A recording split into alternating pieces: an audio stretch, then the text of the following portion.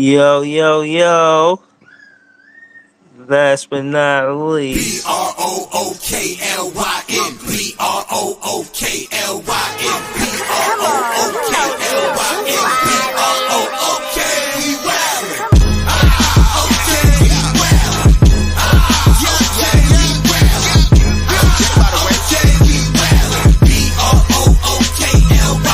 Back in the day, J Kid was the man, boy. Put the team on his back like a Jansport. Ben 10 with the dribble drive handoff, pick and roll, full contact. This is a man sport. County of Kings, really the Kingsborough. You know Crown Heights, so you know that sound right. Brooklyn Bridges, DFS defending. The Brooklyn Block Party claps and double digits. Got the Barclays clicking, the whole block is with it. Left a lot on the table, now we coming to get it. The shook one gone, we too Brooklyn strong. Can't stop, won't stop from the Brooklyn block. BROOKLYN.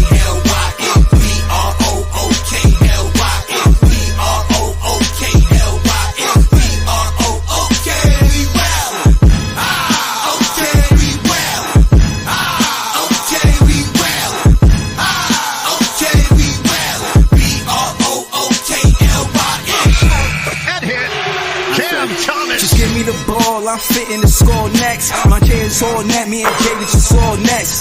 Getting back on defense, hit him with strong flex. I'm official like a ref, trying not to get attacked.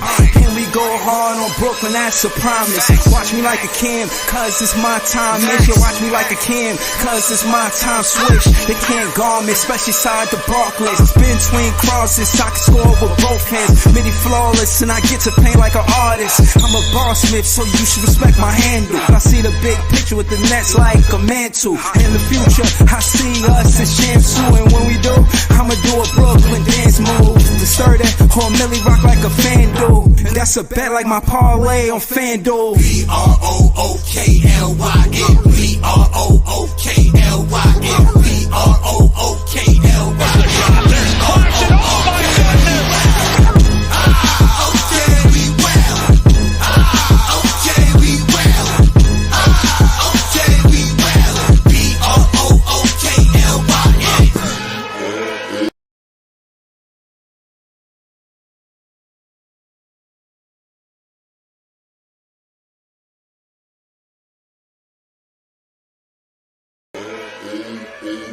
You got a choice every day what that looks like for you. Being steadfast, keeping your nerve, don't lose your shit with this group. Being tougher as a group. Oh, what a move by Sharp, counting a foul. Oh, here you go. BROOKLYN. Yo, Paul, yeah, I was pressing the button. It was giving me a hard time, but we back. It's Big Fan Breezy with the Brooklyn Nets vlog, and we took a tough loss. I ain't hit on none of my parlays. I'm tight. Oh, man. What can I say about this game? It was underwhelming. I really didn't enjoy it. Cam Thomas, he had 24, but the second scorer, that gap between him as the number one scorer and the second scorer is not there.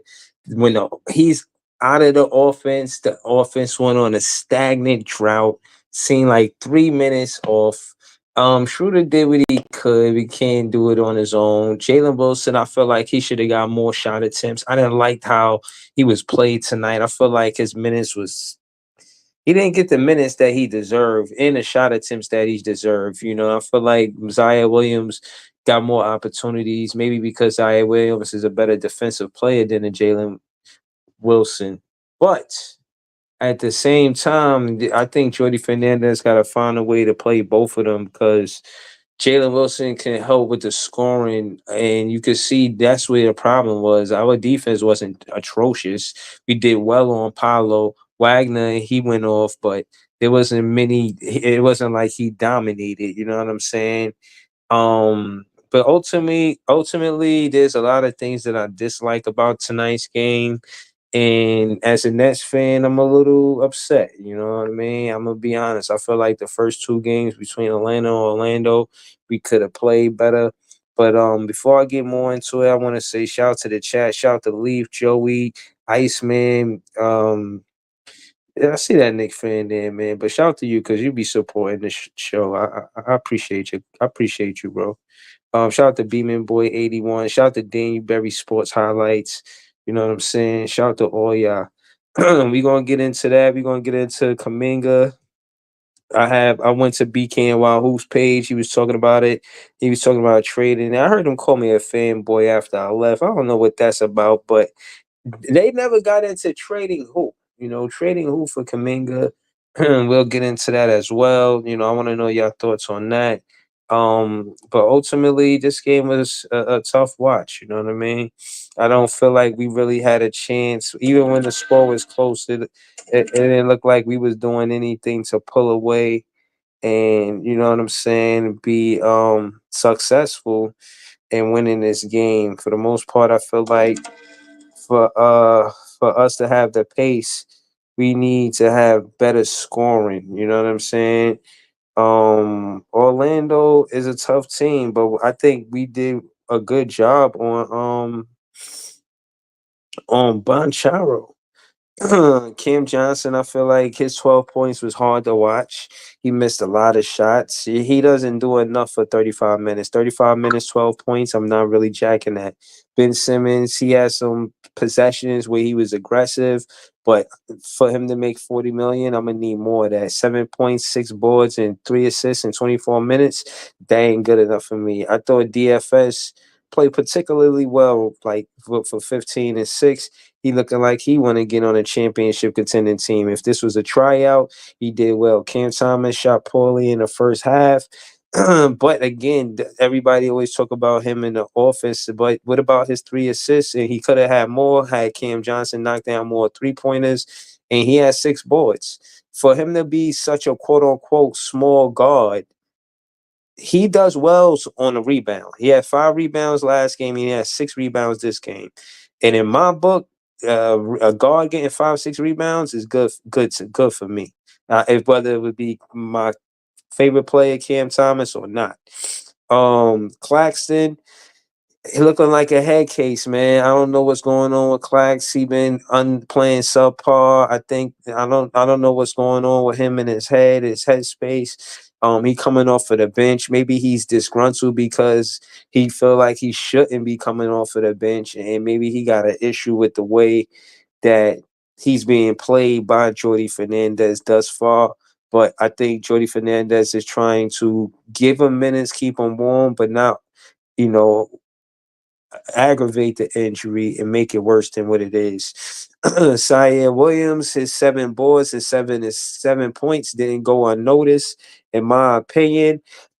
he definitely he definitely deserved minutes in this rotation. He deserved all 19 minutes, and those 7 boards and 7 points were impactful. I'm rocking with Zion Williams. Shake Milton, 17 minutes, garbage time. Noah Clowney, he need to hit that 3 ball better, and he got to shoot better for, you know what I'm saying? Or the Kuminga talk will heat up. It's only 2 games. I want to give Clowney more opportunity. I don't want to jump on the Kuminga boat just yet. I want to see Clowney actually get more opportunities and be on the floor next to Clax. We've seen a good stint of games, about 7 games with Claxton, Clowney starting in the lineup, and it was successful. Cam Johnson and DFS starting in the lineup is in the way of Nick Claxton and Noah Clowney in the starting lineup, and it's nasty work, and I don't want to see it. Jalen Wilson played 13 minutes. What a shame. I thought Jalen Wilson should be getting 25 to 30 minutes a night. Cut into Shake Milton minutes for Jalen Wilson. You could cut into Cam Johnson minutes for Jalen Wilson. Cam Johnson does not need to play 35 minutes and Jalen Wilson playing 13 minutes. Give Jalen Wilson some of Cam Johnson minutes. If Cam Johnson got 35 minutes and Jalen Wilson got 13 minutes, give Jalen Wilson 12 more of those minutes and Cam Johnson 12 less of those minutes. Give Jalen Wilson 25 minutes and give Cam Johnson about 23 minutes. But that being said, that's how I feel. That's my quick assessment. I'm about to throw the link in the chat to kick it with y'all. Um uh Nets DNA said, I'm a Cam T fan, but his tunnel vision don't help him find open players. One of his passes was weak and caused a turnover. We need better spacing. Yeah, it does. But at the as far as spacing, some of that's not on him. They only asking him to create on his own. They might give him one pick and one screen, but that's it. No players are cutting and slashing to the basket for Cam Thomas for him to find them under the basket for a backdoor or under the basket pass, or he has to make incredible passes to get assists. They only let him roll one pick and roll with Nick Claxton, and it ended with a dunk. They have to set up more plays for Cam Thomas for him to be effective at the rim with it. Clax, I want to see Clax get into the rim a good 5-6 times because of an alley oop threat of Cam Thomas getting to the mid range or throwing Clax to alley oop. I need to see 5 or 6 pick and rolls from Cam Thomas and Clax. So shout out to you, Nets DNA, but I disagree. This is not on him. This is on coaching. They need to find ways to put Cam Thomas in the pick and roll with Clax, and they haven't done that, which, in my opinion, partly stagnates the offense. You get a lot of Nets fans saying that they wanted Clax to put up more offense, and it's going to be hard for him to do that the way that we're playing the game right now. Ben Simmons has too much responsibility on the offensive side of the ball. He's in the way. He's playing bad. Shout to Mo Beasley. Salute. Mo Beasley, Houston Rocket fan. Always like his content. I even say Cam Clark still on restriction. That's true. Mo Beasley said, I say wait till summer to trade for Kuminga. Oh, yeah, yeah. Uh, Sama said, the fuck was that in the first quarter? It was like 4v5 offense for the first 5 minutes with CT running up and down court for cardio, barely getting touched. Yeah, Samba, this shit I don't like. That shit I don't like when they try to make everybody get touches before Cam Thomas, kind of singling him out like, okay, let everybody else get high and then we'll give you the ball when we need some points. No, you make Cam Thomas instrumental in the offense immediately, right off the jump, right in the beginning, not off jump shots, but off of pick and rolls, get into the basket, get into the midi, start going inside out instead of outside in. I think we looking for the jumpers too early. I think we looking for the 3 ball before going to the paint, and that's bad offense. Jordy Fernandez is not a perfect head coach. He got some things to work on. I got my grievances with him, and that's how I feel about it. And that being said, I want to hear from you guys. So I'm about to throw the link in the chat. Mobisi says Kuminga, Ace, or Cooper would be a great 2-3 combo. I don't know. We got to talk about it because they talking about paying him wild crazy. I don't know what that's going to be like. I'm hesitant. I'm reluctant to get to that Kuminga conversation. I'm reluctant, Mobisi. I ain't going to hold you. Leaf, he said, what the fuck do we need with Kuminga? Again, man, it's going to be a hard sell for Kuminga. I'm hearing it, but again, he got in here the same draft. He got to the NBA the same draft as Cam Thomas. He was a 7th pick, and Cam Thomas, a 27th pick, has way more productivity than a Kuminga did, and since they both reached the league. So I'm listening to the conversations about Kuminga, but I'm not buying yet. I am not buying. Mo Beasy says he said I say wait till summer to pay Kuminga because I don't think Golden State match max deal. Why do you think we should give him a max deal? Again, remember Mo Beasy is a Houston Rocket fan. He is a Houston Rocket fan. Don't come in here spreading that propaganda, Mo Beasy. We ain't giving Kuminga no max deal. Oh hell no. Kuminga, Nets DNA said Kuminga makes sense if you get rid of a few vets, no picks. Okay, what picks who you talking about in Nets DNA? Put it in the chat, or I'm throwing a link in the chat so you can pull up too. Joey says just a rumor, Harlem. I'm not posting that comment. It's not even a super chat. The hell with the Knicks. I was fed to give T Time some work, but I didn't hear from him. He's a Knicks fan. You know, I'm ready to kick up dust. No, he don't want no parts of this. That being said, look for KVN who run the City the podcast. That's coming soon. And I want to hear from you guys. You know what I'm saying? Shout to all y'all. Oh man. What could I say, man? My guy Damon, he said Nets don't got enough talent this year, Breezy. Oh man, I'm not gonna say that, man. We could be better, bro. We could definitely be better. I can't lie to you, bro. I can't lie to you. Eskimo in the building. Talk to me, man. Joey BK in the building. What's good with y'all, man? Hey, What's ain't good? shit. What's What's good? good? Right away, Iceman. Talk to me, man. I mean, you heard me going at Ben Simmons. You feel like defending him right now? Why I got always defend this dude, yo? That's your guy, man. That's your Nah, guy, man. I ain't got to defend. I'm here to talk about the game. You know what I Hey, mean? look, What's hey, that's going on, guys? You know what I'm saying? I'm here to talk about Nah, the game. that You is know what I true. mean? I'm messing with Iceman. I always Hey, mess with Iceman when it comes Oh, to we Ben got a lot Simmons. to unpack with his boy. Don't worry, we'll get to it. We'll get to it. Hold on. Let's start with Iceman. He joined the panel first. Shout to Ivan, everything BK John. Shout out to Joey BK. Iceman, talk to us. We don't have to start with Ben Simmons. Tell us what you seen tonight, bro. Talk to us. No, I'm gonna tell you about. I'm gonna go. I ain't gonna give you like a real rant, but I'm gonna give you what I seen. Ben Simmons, he playing frustrated basketball because he can't get to where he want to get to when he want to get to it, and he not himself. You know what I mean? He Okay. doing a lot of extra shit out there. You know what I mean? That he They getting leave. frustrated with. Nick Claxton is doing the same thing because he missed that time and he trying to do extra, and it is not coming the way he wanted to come to him on the court. So he playing out of control. You know what I mean? Like he do good things, but he playing out of control. Cam Thomas is Okay. I think Cam frustrated too because the offense is not flowing. You know, it changes. You get a good flow, it slows, it changes. You take Ben out, you put Schroeder in, it changes again. Like them dudes having a hard time catching a rhythm, right? Because Ben gives you a different rhythm, Dennis Schroeder gives you a different rhythm, and then when the other guys come in, you put shaking, he gives you a different rhythm. So like they having trouble with the lineups too, as you were talking about. Jordy does different things with different people. He asks them to do certain things, and sometimes like the lineups that he tries, sometimes they don't match up well.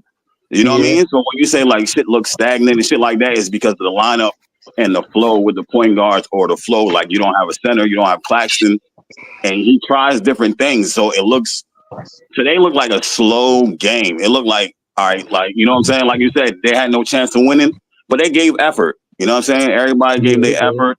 Like you said about Jalen Wilson, he didn't get enough time.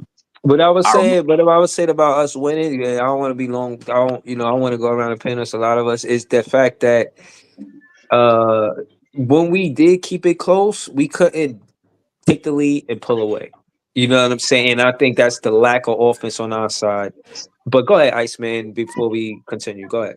I'm gonna go a little bit more, but yeah. So Jalen Wilson should have played more, but like I said, like they even said last game, like Ben had was getting a good rhythm with Zaire and Jalen, but he ain't really played them together. He like mismatch and did stuff like that. So like that's what I'm saying about how he's trying to use the personnel against different teams. He changes it a lot. You know what I'm saying? He tries a lot of different things to see what works. I guess that's his strategy for right now at the beginning of the season. But it ain't like this game, it ain't work out well. You know what I mean? Yeah, yeah. Now, shout out to Iceman. Subscribe to this podcast. The Tip Off is the Brooklyn Nets podcast. Dope podcast. We gonna go around the panel. Joey was up next. Joey, talk to us. Joey, what you seeing tonight, buddy? Yo, what's good, Breeze? How you doing, fam? We Hey, good. We Joey. good. What's good, everybody? So this is what I got from it. So the Nets, they playing hard, man, but it's clear as day they don't currently have enough talent to close out games. Breezy, you saying you see them get to where it's like they almost can tie the game or they tie the game, but they just can't pull away. That's Right. because they don't have enough talent, bro. It has nothing to do with them. You know what I'm saying? Yeah. Just not, being able to find rhythm. Um, the refs, they've been unfair to the Nets in these first two games of the season, man. The Nets aren't really getting the calls, especially CT. It's clear calls where CT's getting hit and he's not getting the whistle, but it is what it is, man. Yeah, yeah, no, that's true. He'll get no whistle, bro. He could have get way more. Like the other day, he had 36 points with one free throw. A Yeah, lot of times these that's superstars, disgusting work. That's Yeah, a crazy. lot, a lot of these superstars, they be getting 37 points. They be having like 10 free throws at the line. But right. I don't want to be long winded. I We mean, gonna I go know around the pit. Go ahead, Joey. Yeah, I mean, I know he ain't no superstar, but goddamn, like it's Players Day, the dude is getting hit. But Word, anyway, no, I'm with you, bro. our point guards got to start taking better care of basketball, man. It's like I'm tired of seeing Ben Simmons and Dennis Schroeder throwing the fucking basketball away or trying to make these fucking pinpoint passes that they know that they can't fucking make. Like it's disgusting, bro. We lack a lot of players who can break down the defense and get to their spots to create offense for either themselves or others. Um, I'm not liking what I'm seeing out of Claxton so far this year. I know it's only been two games, but he got to improve this year, bro. Ain't no Word. excuses. He got to improve, especially when he's on the floor out there doing dumb shit. But anyway, and my last talking point, man, I think Jordy is the perfect coach. Just sets the coaching for this team, man. I mean, it is what it is. We're gonna have a long year. The Nets don't got enough talent. They playing hard. You know what I mean? That they ain't got enough to really close games up. That's all I got, bro. Oh, all right, hold on. Let me just respect this goddamn super chat. Jack City said $2. He said, "Shout out to the Nets here in my parlay with that L." All right, Jack City. All right, shout to you for the super chat. Thank you. Get We him go. out of here. We gonna keep it going. Who pulled up next? Ivan and Ivan pulled up next. We're gonna go I think Ivan had pulled up. Talk to us, Ivan, then we're gonna go to John. Yeah, so what was Joey? That thing that I've seen is we don't got no perimeter presence, bro. Ben Simmons ain't no center, so it's kind of easy for them to kind of score on us because we don't got no center presence, Right. you know. And then Claxton is still under restriction. I'm on the pod. That's you, Gary. Yeah, Oh, so they thank got like I said, Claxton's on the restriction, so you know he don't got his rhythm. So it's like, bro, it's easy for them to attack. I do like that Ben Simmons in 5-out lineup. It does work, but in spurts. So I think, we playing that too much because you can see we do get a lot of shots, but we miss a lot of good shots too, like Cam Johnson and Ben Simmons was finding him. And I thought Ben Simmons was being aggressive actually today, and I feel like they wasn't finding him in the post. So I think we got to find Ben Simmons a little bit more, especially with that pick and roll. But that's it, man. That's all Yeah, I got. I'm gonna be honest with you. If we could make that a bread and butter, we could get Ben Simmons to actually roll to the basket. That would be good. Yeah, a We lot of gonna go people to they wasn't yeah. finding him though, Breezy, all the time. A couple times they did find him, and you saw Ben Carroll for Ben Simmons. And you know, hey Eskimo, you know I hate Ben Simmons, but for his credit, he was throwing Ben Carroll out the way. Like Ben Simmons was Nah, like he was aggressive. He was way more yeah aggressive he than was what he usually is. Yeah, we need more of that, man. You making 40 mil. I need you to at least, you know what I'm saying, get 4 points, 14 points or some shit. Hold on. Shout out to Brockwork with the super chat, following up because Nets fans is the best fans. He said the $2 super chat to match. I'm pretty sure Jack City super chat. So shout out to him. And follows up after the $2 super chat. And again, he's a moderator, you know what I'm saying? He says, Knicks suck. Beat it. You know what I mean? So this is one of the better super chats that I've seen. Shout to my guy Brockwork. Probably the best super chat all year. Who was that? That was Ivan. Were you finished, Ivan? We was gonna go to John. Ivan. Yeah, I think he done, bro. All right, I haven't done. All right, John, talk to us. John, what'd you see tonight, man? Where was your likes and dislikes? Talk to us. Well, we have to look at the obvious here. Even though Thomas got his 20-plus points, this definitely wasn't his night. And I got to give credit to the Magic defense. They had him figured out throughout most of the game. I mean, he couldn't really get a dribble going. Anytime he was trying to dribble one way he usually does, they had him stopped, and he was having turnovers. So I got to credit the Magic. But this is Thomas's next part of his evolution. If you have a good defensive team on you, you got to get creative because they already have your plays figured out. So Thomas needs to show more of ability to be flexible with that. But he still got his points. I thought Zaire had some good moments tonight. He got his 3-point across again. Ben Simmons, man, 10 fouls in 2 games. That's got to change. I mean, he's now just doing elbows to people's faces. I don't know if he just doesn't want to play defense the whole game.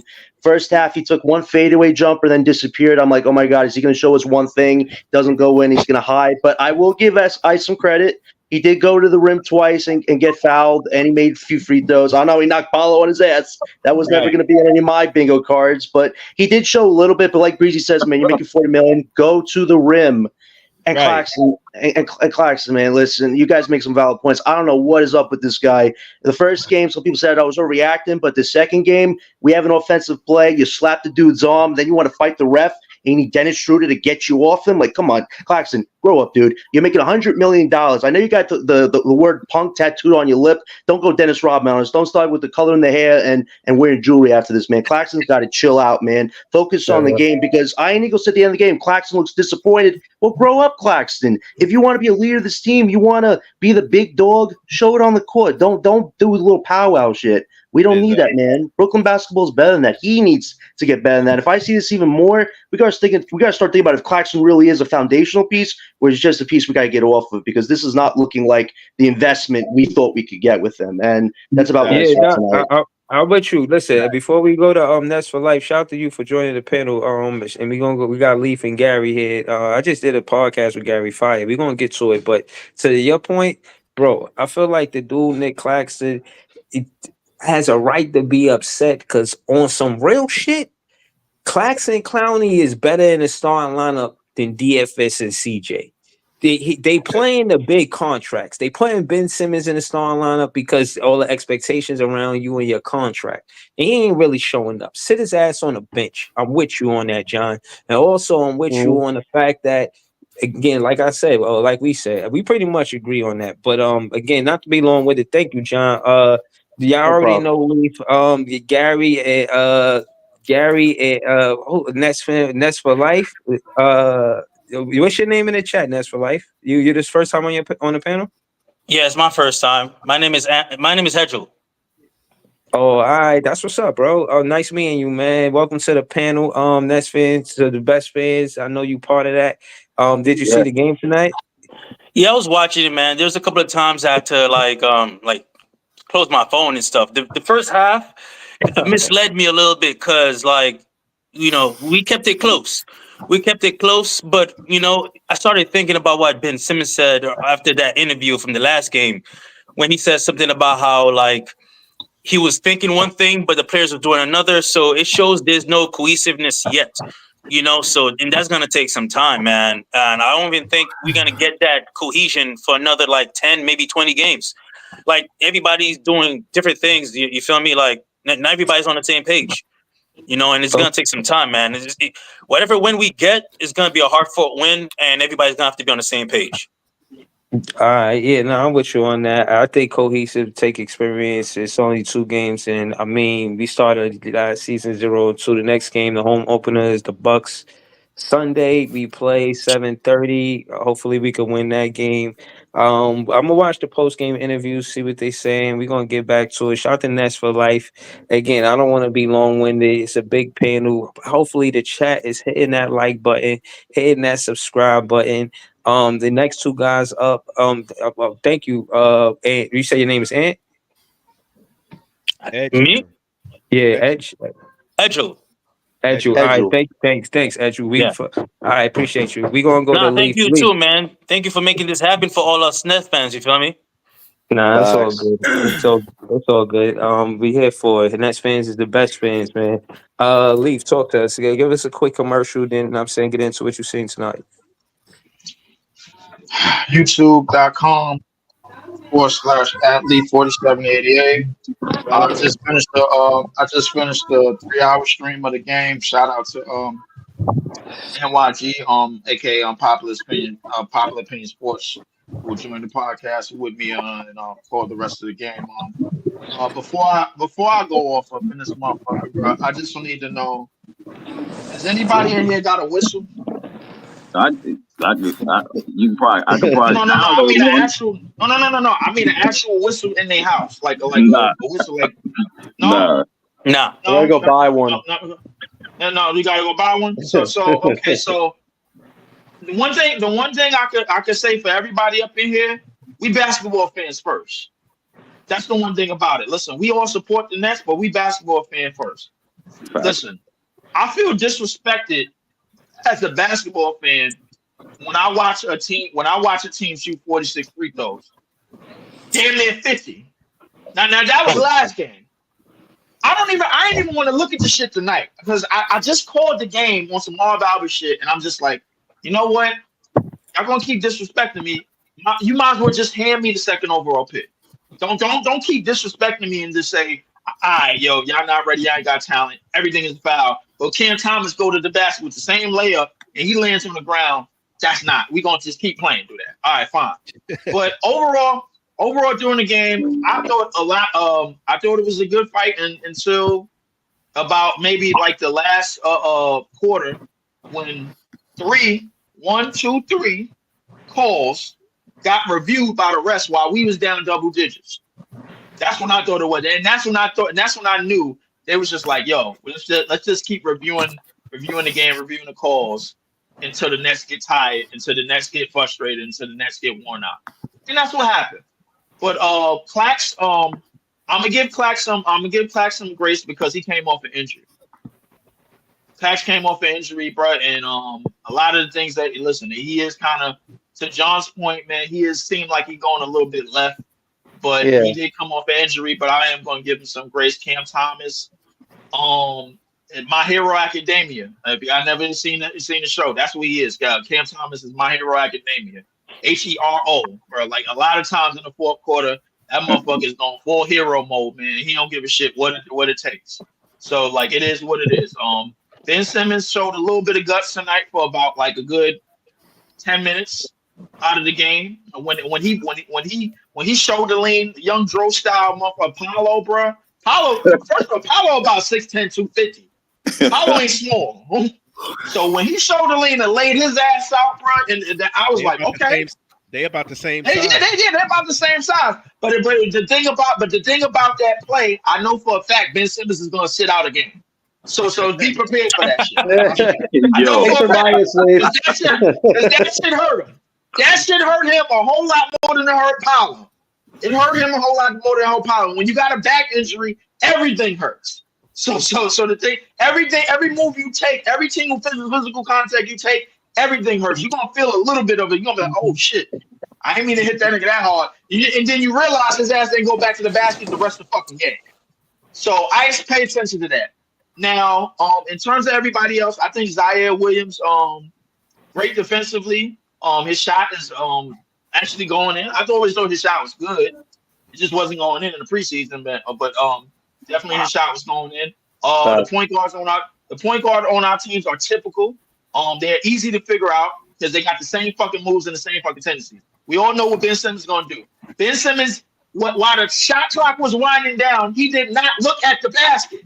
He went to go find Cam Thomas while the shot clock was running down. You went to look. He's looking at. He's not even looking up at the shot clock. He's like, right. Yo, Cam, where you at? Cam, where you at? Grenade! Yo, that was exactly the play. That was the goddamn play. I'm losing my voice, but real rap. Clowney, I think Clowney is still kind of raw. I think what Clowney was really playing off of was ability. He's still playing off of ability and just like regular shit. You know what I'm saying? I think he has an understanding, but it doesn't really duplicate it on court. And I think he needs a while to like assess and like really figure out the mental part of the NBA game. So I think that's what he's really starting to figure out. Same thing with Jalen Wilson. Jalen Wilson understands a little bit more. I think he's a little bit more of understanding of the professional game, especially the NBA game. I think knowing how to spot up, knowing how to drive. You definitely got to work on like some down moves when he drive and all that other shit. But Jalen Wilson is definitely somebody that's gonna be here for the long term. Zaire Williams, he looking like he earning a spot. He wearing an undershirt under a fucking jersey. I never seen that shit before. But he definitely earning a spot. I don't even want to get into the Kuminga shit because we need some fucking guards on this team. Hold on, now. That's a single issue. We don't need no guards in the draft. We need some guards on this team now. I don't want no fucking young guards, bro. I don't want them. I want guards that's experienced. Hold on, Joey. Let's go to Gary. Shout out to Gary. I just did a show with Gary the other day. It's fire. I was listening to it. He a great host, man. I should tune into his show. Talk to us, Gary. Talk to us, man. Talk to us about that show, and then let us know about give us a commercial, what you got going on, and then what I mean, tell us what you seen tonight. Yeah, subscribe to my channel. Nothing but nets. It's nothing but nets. I had Breezy on. It was yesterday, right? Yeah, it was yesterday. It was really good. I love talking nets with Breezy. So check out the channel. It's nothing but nets. Get into the game. John's coming after Cam Thomas a little bit hard. Like Cam Thomas got it going in the second half. John, you still there? Yeah, I'm still there. I gave the Magic credit for what they did defensively because his dribble game was off tonight because by design, how good they played defense on him. That's all I was noting. Yeah, that's my point. Like that's one of the best defenses you're going to see all season. Cam scored 24 points on pretty efficient shooting. He had 3 assists. He would have had more if they could hit some easy shots. He had 6 rebounds, and he carried the team offensively in the second half. Like I don't if an off game for you is 24 points on efficient shooting, that's pretty good. Yeah, he Gary, I'm averaging not saying it 30 wasn't right a bad now, game, man. but Thomas has to. This is part of evolution for Thomas. If he's going to be a main piece of the team, he needs to be able to figure out the defense they have on him. Like, not every night it's just going to be where he could get an easy 20. Sometimes he's going to have to work through that 20. Like, he can make it easy for himself eventually when he figures out how these teams are game planning against him. Like, he has to change up his style on sometimes, not just do what he always You don't does. think he was cooking in the second half of that game? It was fine in the second half, but he could have had even better first half if he just would have adjusted a bit more. I feel like he was getting very frustrated. We've seen this with Thomas. When he's not getting the calls, he tends to be a little more passive than aggressive. Like, he needs to not let the refs psych him out, is what I'm also going to say, too. True. I was completely happy with the way Cam played. He doesn't even seem like a defensive liability out there anymore. Like his defensively, he's fine. He's not getting cooked. He's not getting. Franz Wagner cooked him on one play, if you saw it the second half. He got cooked. Guys, got to note you, Gary, on that. I mean, Thomas did have some good defensive moments, but he did get cooked a bit. He had 6 rebounds. He had a couple assists. Cam Thomas is playing really, really well, and he's playing just more of a one-dimensional scorer, right? When he doesn't have a shot, he kicks the ball out. He's playing really, really well offensively, and that's why I don't know if you guys heard what Bill Simmons came after him and said he's like the worst player in the league, and it's the absolute best player to have if you're tanking the season is Cam Thomas. Wow. None of that is true. Like, damn, I don't think he's watching the Nets. Like, I don't blame him. They're not a whole lot of fun to watch. You're not a Nets fan, but there's no way you could watch Cam Thomas and say that, right? Like Cam Thomas he's going to average close to 30 this year on fairly efficient shooting. Gary, he averaging 30 right now, and again, to the point of the efficient shooting, this is what Jordy Fernandez want. He don't want him just chucking up a lot of shots. So he gave him a chance. And again, if you're a head coach and the first time you give it the play that's supposed to be your number one option, 27 shots. That's the lion's share of the offense. And he knocked down 50% of that. He's 51%. Again, the efficiency is the huge part. Again, a lot of these players who have these big contracts that put up points like Cam Thomas, they do it because they at the free throw line 10 times. Cam Thomas getting 36 with one free throw we should not subtly have this subtle conversation.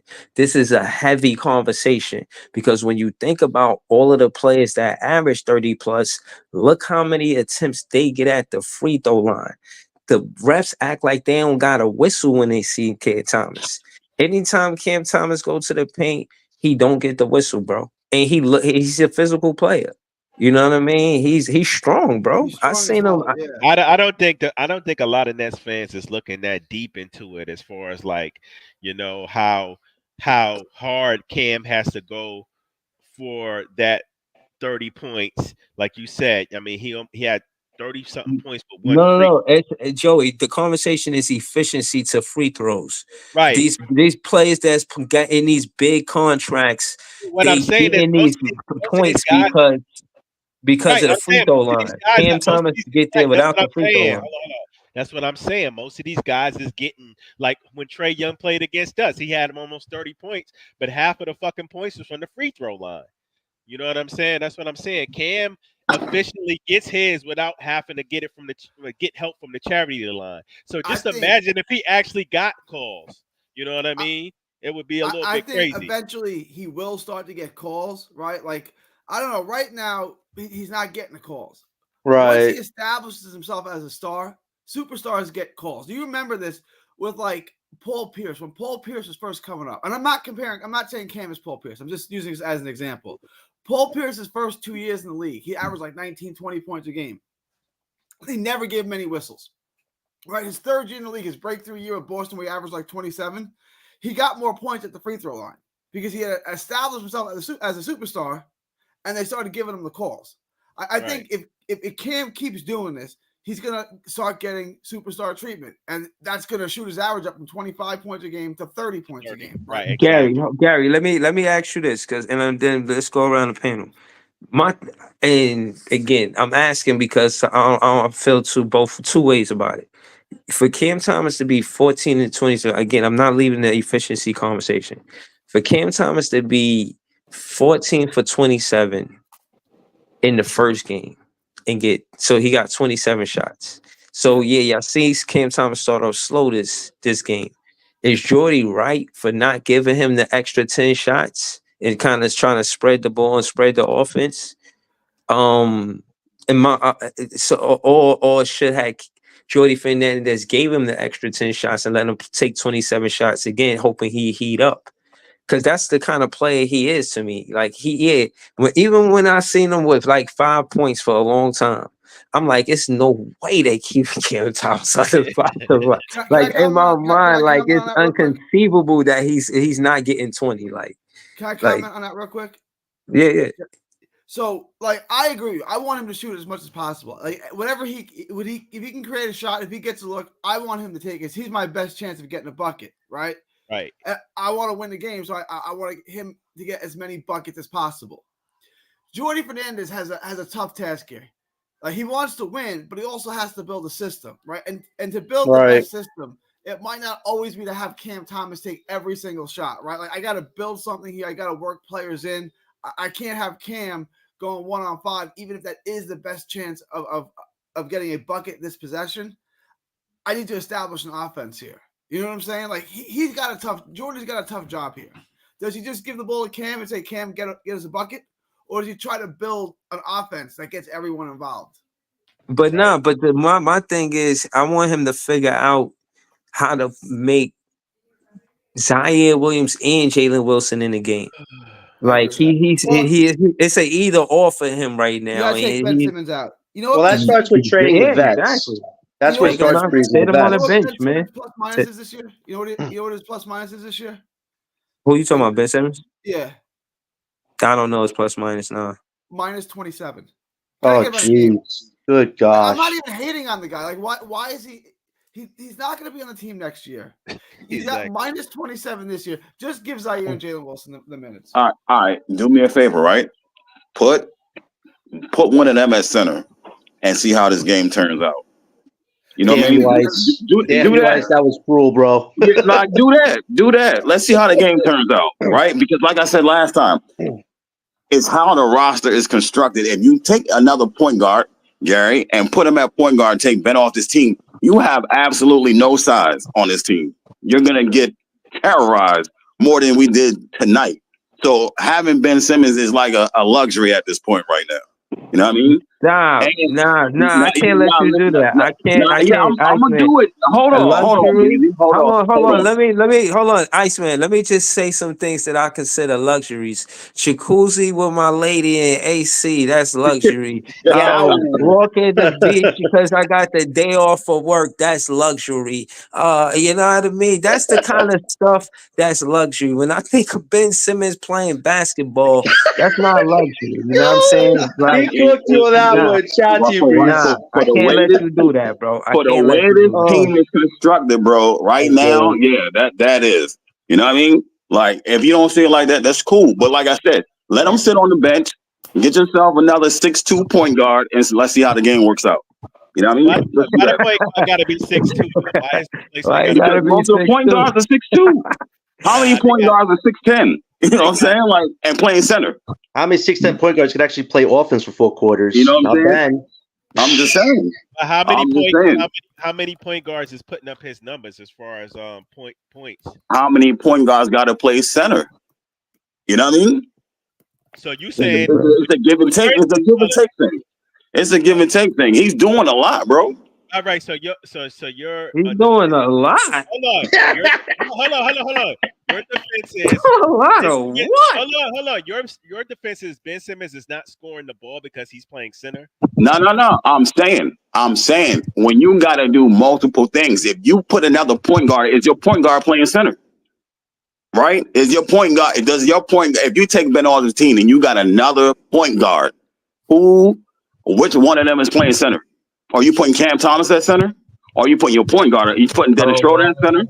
You see what I'm saying? So Right, you don't have another big. You don't have another big body on. You're right. I'm saying I get it. He gives us size, and the Nets desperately need size. But just because he gives us size doesn't mean that the guy's play hasn't been underwhelming.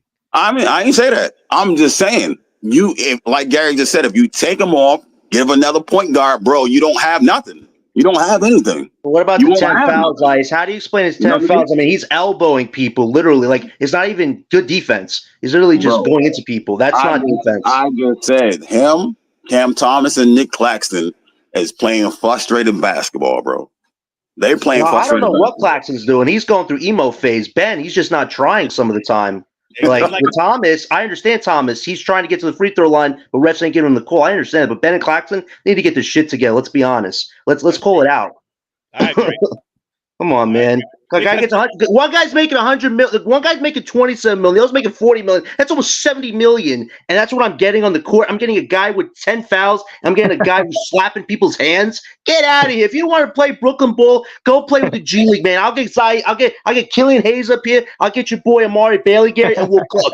Come on, pull that, man. Come on. But you know what I'm saying? Because that's crazy. Because these are the max players that's doing this shit. And this guy Ben Simmons is in the news talking about, I'm built for this. Built for what? Bro, right. You and Claxton got two of the biggest contracts on the fucking team, but yet y'all the fucking problems, bro. I don't understand it. Y'all out here doing dumb shit because y'all frustrated. Joey, I said this on Gary podcast the other day. I said, imagine a guy playing basketball, you defending him. He coming at you full speed ahead, 6'10", full of muscle. He get to you and pass the ball every time. You're gonna be like, oh my goodness. Did you guys see Jalen Suggs cook Ben tonight? Literally, Suggs went right around him, man. Ben didn't show any resistance. I'm like, the prime Ben would have been on that. This Ben, I looked the other way. Come on. I don't know. Maybe his athleticism ain't all the way back yet because I agree with you. Because the Philly Ben Simmons was locking small guards down. Mm-hmm. Everybody's going around the Brooklyn Ben Simmons. I mean, it seems like I don't know if he can't move as well or as quick as he used to. But yeah, man, a lot of guys be going around Ben Simmons for him to be this fucking lockdown defender that can guard 1 through 5. Because his speed ain't looking like it's all the way there. I'm gonna be honest with you, man. I'm gonna say this because I don't work for the Brooklyn Nets. You know what I mean? Like, he need to go Nino Brown on him. Like, sit your 40 million ass down before I make change. You know what I'm saying? So like he gotta sit them down. If I'm the coach, I'm sitting them down. Like, shout out to Ray Holler 88. Sit down, That's how you playing out there. That's the basketball you want the fans to cheer for. You want them to root for that? Sit your ass down. I'm sitting them down. Man, sit your ass down. I want, you know what I'm saying? I want to be yelling at. He a smooth dude. You know what I mean? Just come in, go sit down. The effort doesn't seem like it's 100% there, man. That's too obvious. That shit is real, bro. Just sitting them down, like humble them, like sit down, bro. You not playing basketball the way you supposed to be playing. Sit down. That shit is humbling, bro. Like I said, the Nets are also in a tough situation because even though, you just want to sit him down, they're hoping that Ben will at least play himself into some kind of you know what I mean? Play himself into some kind of value, like improve his value just a little bit. You know what I mean? So they're trying to give him an opportunity to do that, but it's like he's not trying to right the ship. He's not trying to. I don't know. It's like He's he's not going there. backwards. He's not It's there yet. the He ain't there trajectory. yet. It's no the trajectory isn't going up with that. You know what I Yeah. mean? It's like stagnant. It's the same bullshit from last year, Ben Simmons. What I seen so far, you know. I mean, granted, this game at least he did get a little bit aggressive in the second half. I'm like, oh shit, like damn, like So he's so aggressive. hold on. Let me ask y'all this. How do y'all fit Jalen Wilson and Zion Williams in the rotation? Because you can't. This either or shit is bothering the rotation, bro. It can't be either or. It gotta be both of them, bro. You gotta get shots for Zion Williams and you gotta get shots for Jalen Wilson. If you and I didn't even think he was trying to get shots for Zion Williams. It's like Zion Williams asks for shots. Like, yo, I play defense. You see me play Can I say defense. You know something? what I'm saying? I Can I want to say shoot the something real ball. quick, Breezy? I Yeah, would we'll say go around. So Joey. this what it was. Z- the Magic are just a bad team to match up with, bro, for smaller players. They're big and long and athletic, bro. They're all fairly young. They can move. They're athletic. And that's why Cam Thomas was having a little bit of problems too. Cam is a smaller player.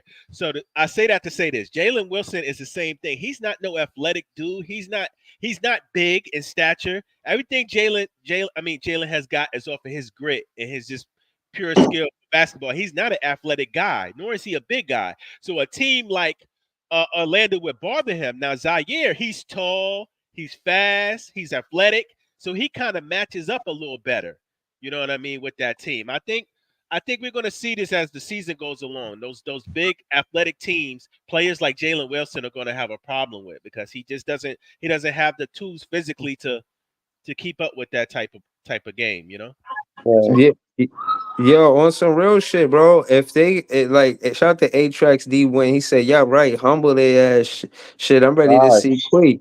Yo, if you not playing, if Cam Johnson, somebody listen on paper. If you Exactly. just seeing a box score and the box score say this player played for, and you don't got no prejudice against him, so you don't know who he is. You just looking at the box score and you see how much the contract is, and you see what he doing. You see, he played 35 minutes and he gave you 12 points. Bro, that shit hurt my net fan spirit. That shit hurt my net fan Yeah. spirit. And at the end of the day, I told Gary this. I said, yo, it's not like I don't want to forgive Cam Johnson for messing up my parlay, being the only player on my parlay that made me miss my parlay because I would have had the parlay if he would have just made one more three. I'm not going to hold that against him. It was one game. But at the end of the day, for him to follow up like this, and my net fan spirit, it's tough to go through this.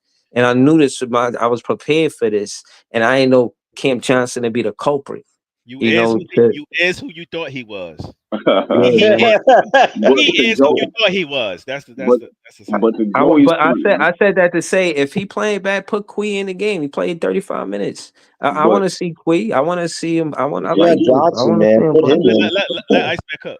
But to Joey's point, right? Because that's what I was talking about with Jordy's the way he does the lineups. He changes a lot of things, and because I be noticing what players do, what like I'm trying to figure out what is he asking players to do. Because the first game he let Jalen Wilson catch and drive, create, dish, right? That was the first game, and then he put him in with Ben, and Ben would find them in the corners, and that created a rhythm for him. So this game, I was looking for the same lineup, you know what I mean? But he didn't put that lineup in. To Joey's point, like he probably too small.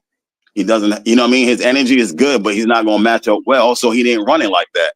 And that's why I say about players getting frustrated with rhythm and the changes, and they got to adjust to the players on the floor. It causes a different type of energy, or, you know what I'm saying, lack of energy, because you're like, hold on, my guy's supposed to be here. He's not there. Like, this guy's playing, so I got to adjust to that. You know what I'm saying? So it's messing with the players at the same time, although you would like to see, you know what I'm saying, Jalen Wilson on the floor and Zaire. He mismatches a lot of things. If you watch the preseason game too, he changed his strategies. He ran a lot of pick and roll, there's a lot of dribble handoffs. He didn't even do a lot of dribble handoffs this game. You know what I mean? Iceman, let me Yeah. ask you a question, bro. Give me your favorite for no. So who you like more, Zion Williams or Jalen Wilson? And Yeah, what player you like more, and then whoever you like more, what lineup you like that player in? What rotation? What on the floor? Who you want to I see like him? I Zion Williams or Jalen Wilson? Yeah, I like both, but I would go with Jalen because I like Jalen's energy. But I like Jalen when he plays with Ben because I like when he spots up. When he spots up, he's pretty deadly if he can catch and shoot. You know what I mean? He need to work on his drive game, but the way that Ben runs and find the shooters, it works better for him like in that lineup with a guy like Ben. You know what I mean? Because you know you're gonna get the ball. You just gotta be in the right spot, right time. You know what I'm saying? And beat the defense down the court. So you gonna get shots. And that's how he got shots last game.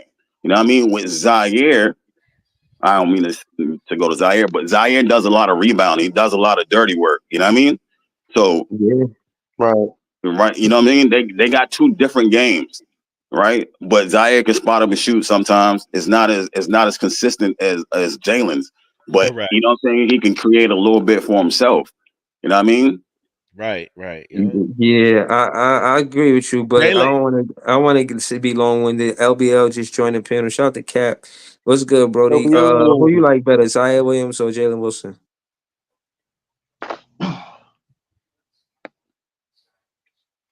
Yo, Cap, you there? Yeah, all right, but yeah, bro, a lineup with Zion Williams. I want to see Zion Williams, Clowney, Clax, Cam Thomas at the two, Schroeder at the one. Okay. You know, both of them. I don't really want to. I think I'm good on the defensive side of the ball. If they do a pick and roll and Zion Williams is going to one, you're not scaring That's me. an interesting lineup. That's You, interesting. you know what I'm saying? I can take They this. interchangeable at the three. I don't think Cam Johnson should be taking that many minutes for over Your back, Jalen your Wilson and backcourt, Zion Williams. your backcourt is kind of small, but But Zion Williams, look, Zion Williams is more of a scoring lineup. If I want to score, I'm gonna put Jalen Wilson in. If I want to protect the lead, or I need stops, I'm gonna put Zion Williams in. they're two different type. That's how I would do that. They're two different type of players. Jalen Wilson is a better shooter, and Zion Williams is just a better athlete, a bigger, better athlete. That's all. Right. They provide two different skill sets. You know what I Right. mean? They both scrap a little bit, but one is more athletic, one is more just the overall better shooter, and you know what I mean. He does like so Jalen Wilson is like a jack of all trades. He doesn't do any one thing particular good, but he does everything exceptionally well. You know what I mean? If you get what I'm saying. So I mean, it's two different skill sets. It depends on what you asking of the player, bro. That's how I see it between the two. Yep. Yeah, nah, that's what's up. LBL, you there? All right, we're gonna wait for LBL Yeah, to I'm come back. here. Oh, all right, LBO. Yo, what's up, LBL, y'all? talk I'm talk to trying us, to get man. my Yankees to beat these Dodgers. I know I'm watching it too, man. I know Joey's watching it too. All But right. anyway, yeah. So what? Yeah, Oh, you know, I man. was saying you say you like Zion more than Jalen. Tell us why. Because I think he brings just as much energy. And Is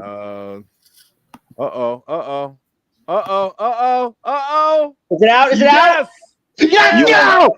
Let's go! Flavor. Baby! Let's you on go! you on live, Sorry, bro. guys. Yeah, sorry about that, but Glaber just hit a homer, put us in front. So Oh man. All right, no doubt. all right, I so ain't tripping on that. You know what I'm all saying? right, so Shout out to the, anyway, it's not like you was rooting for the Knicks and no oh, shit you like know that. what happened? It was like one of them Jeter catches where the fan caught it in front Oh of. no! Oh damn it! They might call it out. The Bro, if you fan, was doing that shit for the Knicks, I would have coached you. I got you out the up out of crazy. here, man. Yo, but But that was anyway, for the yeah, but Yankees, man. anyway, You good, so bro. I ain't tripping on none of that, bro. You yeah, good. but anyway, as far as what you're saying with the Zaire Williams or Jalen Wilson, like yeah, I said Zaire, like I said, I think Zaire I just like a little bit better because I think that he could score easier than because the problem with Wilson is whenever he goes to the basket, like he got no lift and he's only like 6'7", Because and he he's got not no lift. athletic. So huh? Because he's not athletic. Yeah, but Right. I'm saying, but what I'm saying is a lot of times he gets his shots muffed when he goes to the rim. So it's like it's ineffective. Whereas Zaire got some height and he's long, so he can score easier. True. So that's all I'm saying is like, and I mean, it's not like either one doesn't hustle because they both hustle.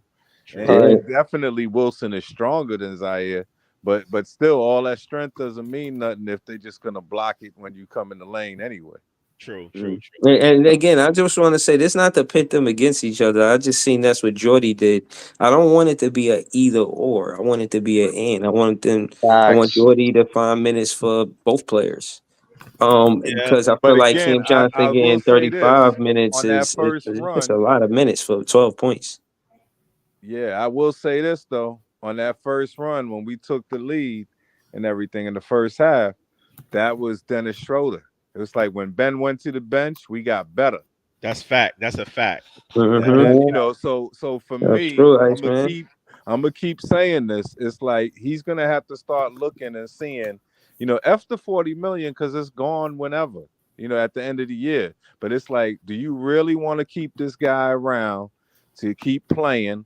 I mean, I understand if Clax is still not 100%, but do you really want to keep this guy around to be playing the way he does?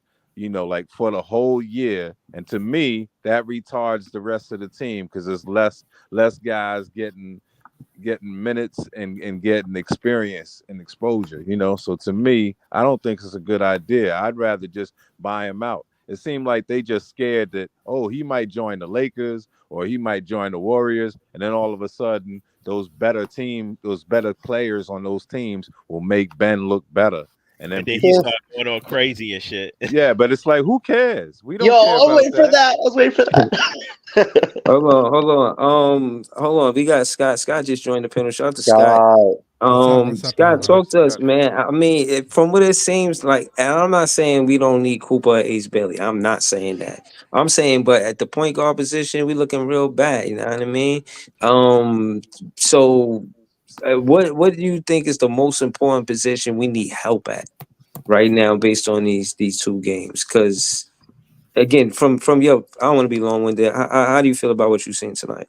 Yeah, if you don't have a point guard, you're not going to be able to move the ball the way you want to, and it gets stagnant, And your point guard got to be able to score when necessary, when open. What about Schroeder? How do you feel about Schroeder? Well, when Schroeder is on, the Nets look good.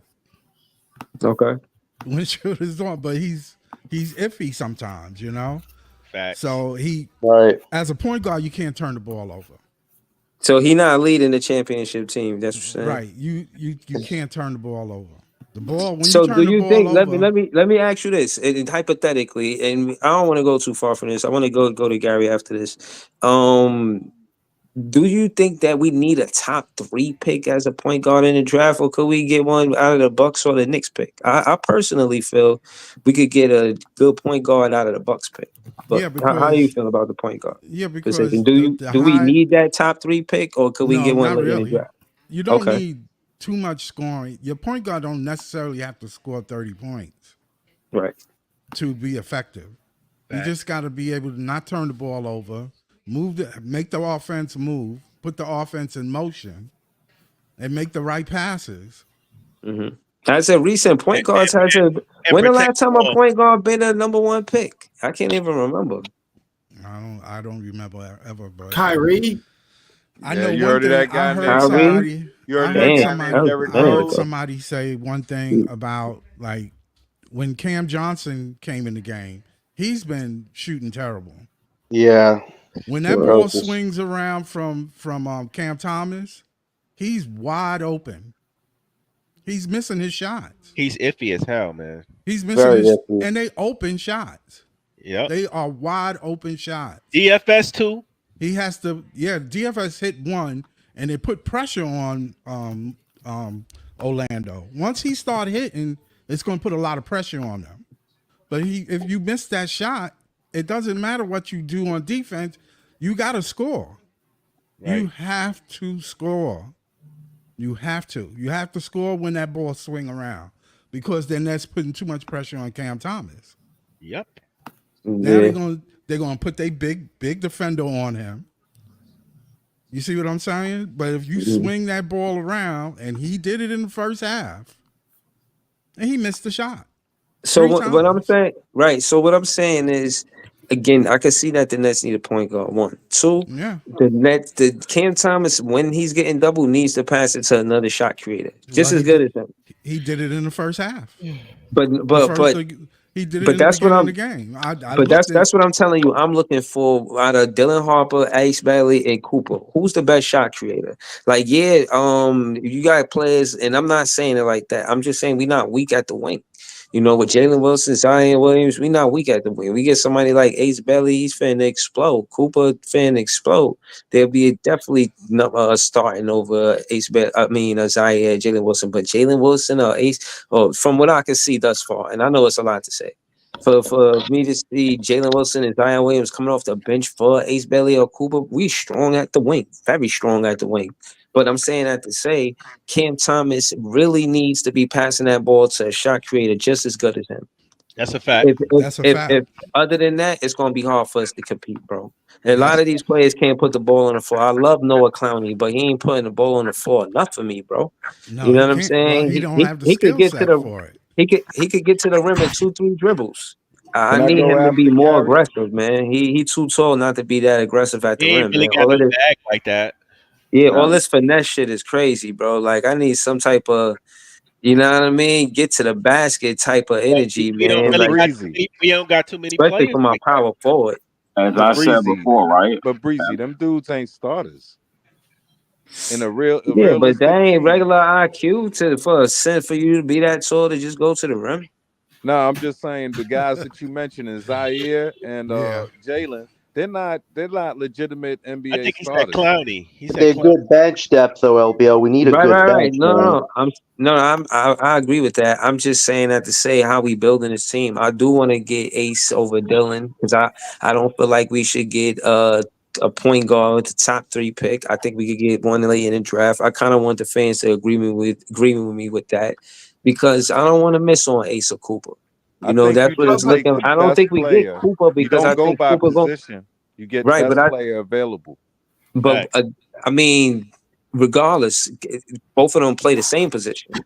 No, Ace they Bailey don't. and Cooper Oh, there, I got you there. But I'm pretty much saying, they. I mean, they let's kind let of the do. season play out and see. Because even though they both play forwards, it Hmm. might turn out Dylan might be better than them. We got to see. Yeah, I don't know. that's true. I think the only way the Nets get Dylan is if Cooper and Ace are off the table and the Nets got the 3rd pick. I Right. agree. That's the only way they picking Dylan over Yeah, those they're two. definitely going to take a If point we, guard. if we get Harper, they should make an offer for Kuminga next summer if he's not traded by then. Imagine you get Harper and Kuminga 2 for 1. That'd be quite something. That'd be a shocker. If we don't get Ace and we end up with the 3rd pick, y'all are going to be happy that we got Harper. I'm telling I you right agree. now. I like Harper. I Because like we get Hold Harper. on. Kuminga, Gary. Yeah, hold What on. was that? I was talking. I Because was we could talking to get Gary. Kuminga afterwards. Hold on. Let me ask this to Gary real quick, John, before we get to Kuminga. Mhm. Gary, because I was talking to Gary, he said he was watching Sister Kenny Anderson days. So what I'm asking you is where does Cam Thomas fit potential wise being the best guard, one of the best guards that the Nets, not the whole league and forever in the NBA, but just the Nets ever had. Where do you think his ceiling is, or like, and what do you think is his best combo? Like, if we hypothetically was building around Cam Thomas, what would be the best combo? A big man for him to throw the ball in the post to, or a point guard for him to get the double off him? How do you feel about it? How you feel? Yeah, so let me like answer that question, right? Because it's tough to compare them in the realm of net guards, right? Because I got my like big 3 of net. And they're all like true point guards: Kenny Anderson, Stephon Marbury, Jason Kidd, right? Mhm. Like, Yeah, but they that's were tough. all. And people say this about Marbury, but it's not true. Marbury was a terrific passer. He was actually a pass first point guard. Yes, he Oh, was. Who could score absolutely. 30. People like got it twisted remembering Stephon Marbury. Yeah, he was a true point guard. He was a point guard. Yeah. And then because when he went to the Knicks, they tried to make him a 2 guard and it kind of all fell apart from him. He was a point Yeah, guard. exactly. So it's hard to compare, right? like I want to look at Cam Thomas as a 6'3" kind of Joe Johnson player, and they matched Joe Johnson with D. Will, and then we could have like a whole debate on whether or not that worked. Like it wasn't great, but it wasn't bad either. Right, right. Ideally, I would say you want to put him with a big, but it could work. Like if you had a backcourt of Harper, who is also a pass first point guard who can score. Yep. He's 6'6", Jalen Brunson with vision. Like I'm telling you, like if you get him, he's an all-star point guard within 2 years. He's really that good. I agree. Okay. So he's taking a double off of Cam Thomas, easy. I think so. 100%. He just and that's what I'm saying. That's what makes us a good team. Gary. If Cam Thomas consistently getting doubled off of the pick and roll every time he's trying to come off a screen or a pick, some 2-3 guys are there. But you got Dylan Harper or somebody like that to pass it to, because y'all saying that he passed first or he's a shot creator. If IQ wise, he see that DFS. Now I'm not gonna say DFS because he had a good night. If he see Cam Johnson not hitting the ball, knocking down a shot, he'll go to the basket. Again, saying he is 6'6" Jalen Brunson to me means he can't be stopped in that mid post area. Gary with vision, yeah. Gary, but what you're not can't saying, stop him, bro.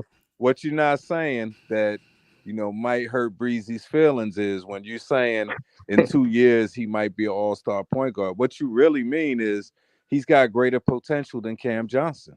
I mean, Cam, you're right. Cam Johnson, I can live with that. Cam Thomas. He's gonna be a better player than Cam Thomas. Yeah, if we're scouting That's Cam what I'm Thomas saying. or Dylan Harper, and you said pick one, I would take. And that's not throwing shade at Cam Thomas. That's what I'm saying. It's not. I'm taking taking Harper. Exactly. That's that don't hurt my feelings, man. Shout All to right, but again. I'm saying that's how it probably is, though. Well, we'll see. They start their season in November. I'm pretty sure I'm gonna do my best covering the Rucker games. So we're gonna follow Dylan Harper. We're gonna see what he could do. Saying he is 6'6", Jalen Brunson is nothing to sneeze at. I'm definitely all ears. Definitely want to see what he got going on. He had an exhibition. Sean Mark showed up to. I think Ace Bailey had 24. I'm not sure how much Dylan Harper had. But yeah, I'm gonna be tuned in for sure. But yeah, man, tap the like button. Shout to the chat, shout to the panel. This Kuminga thing, man. I don't know what's going on with it for real. Y'all heard about it? Anybody heard about the Kuminga trade? BK Hoops was talking about it.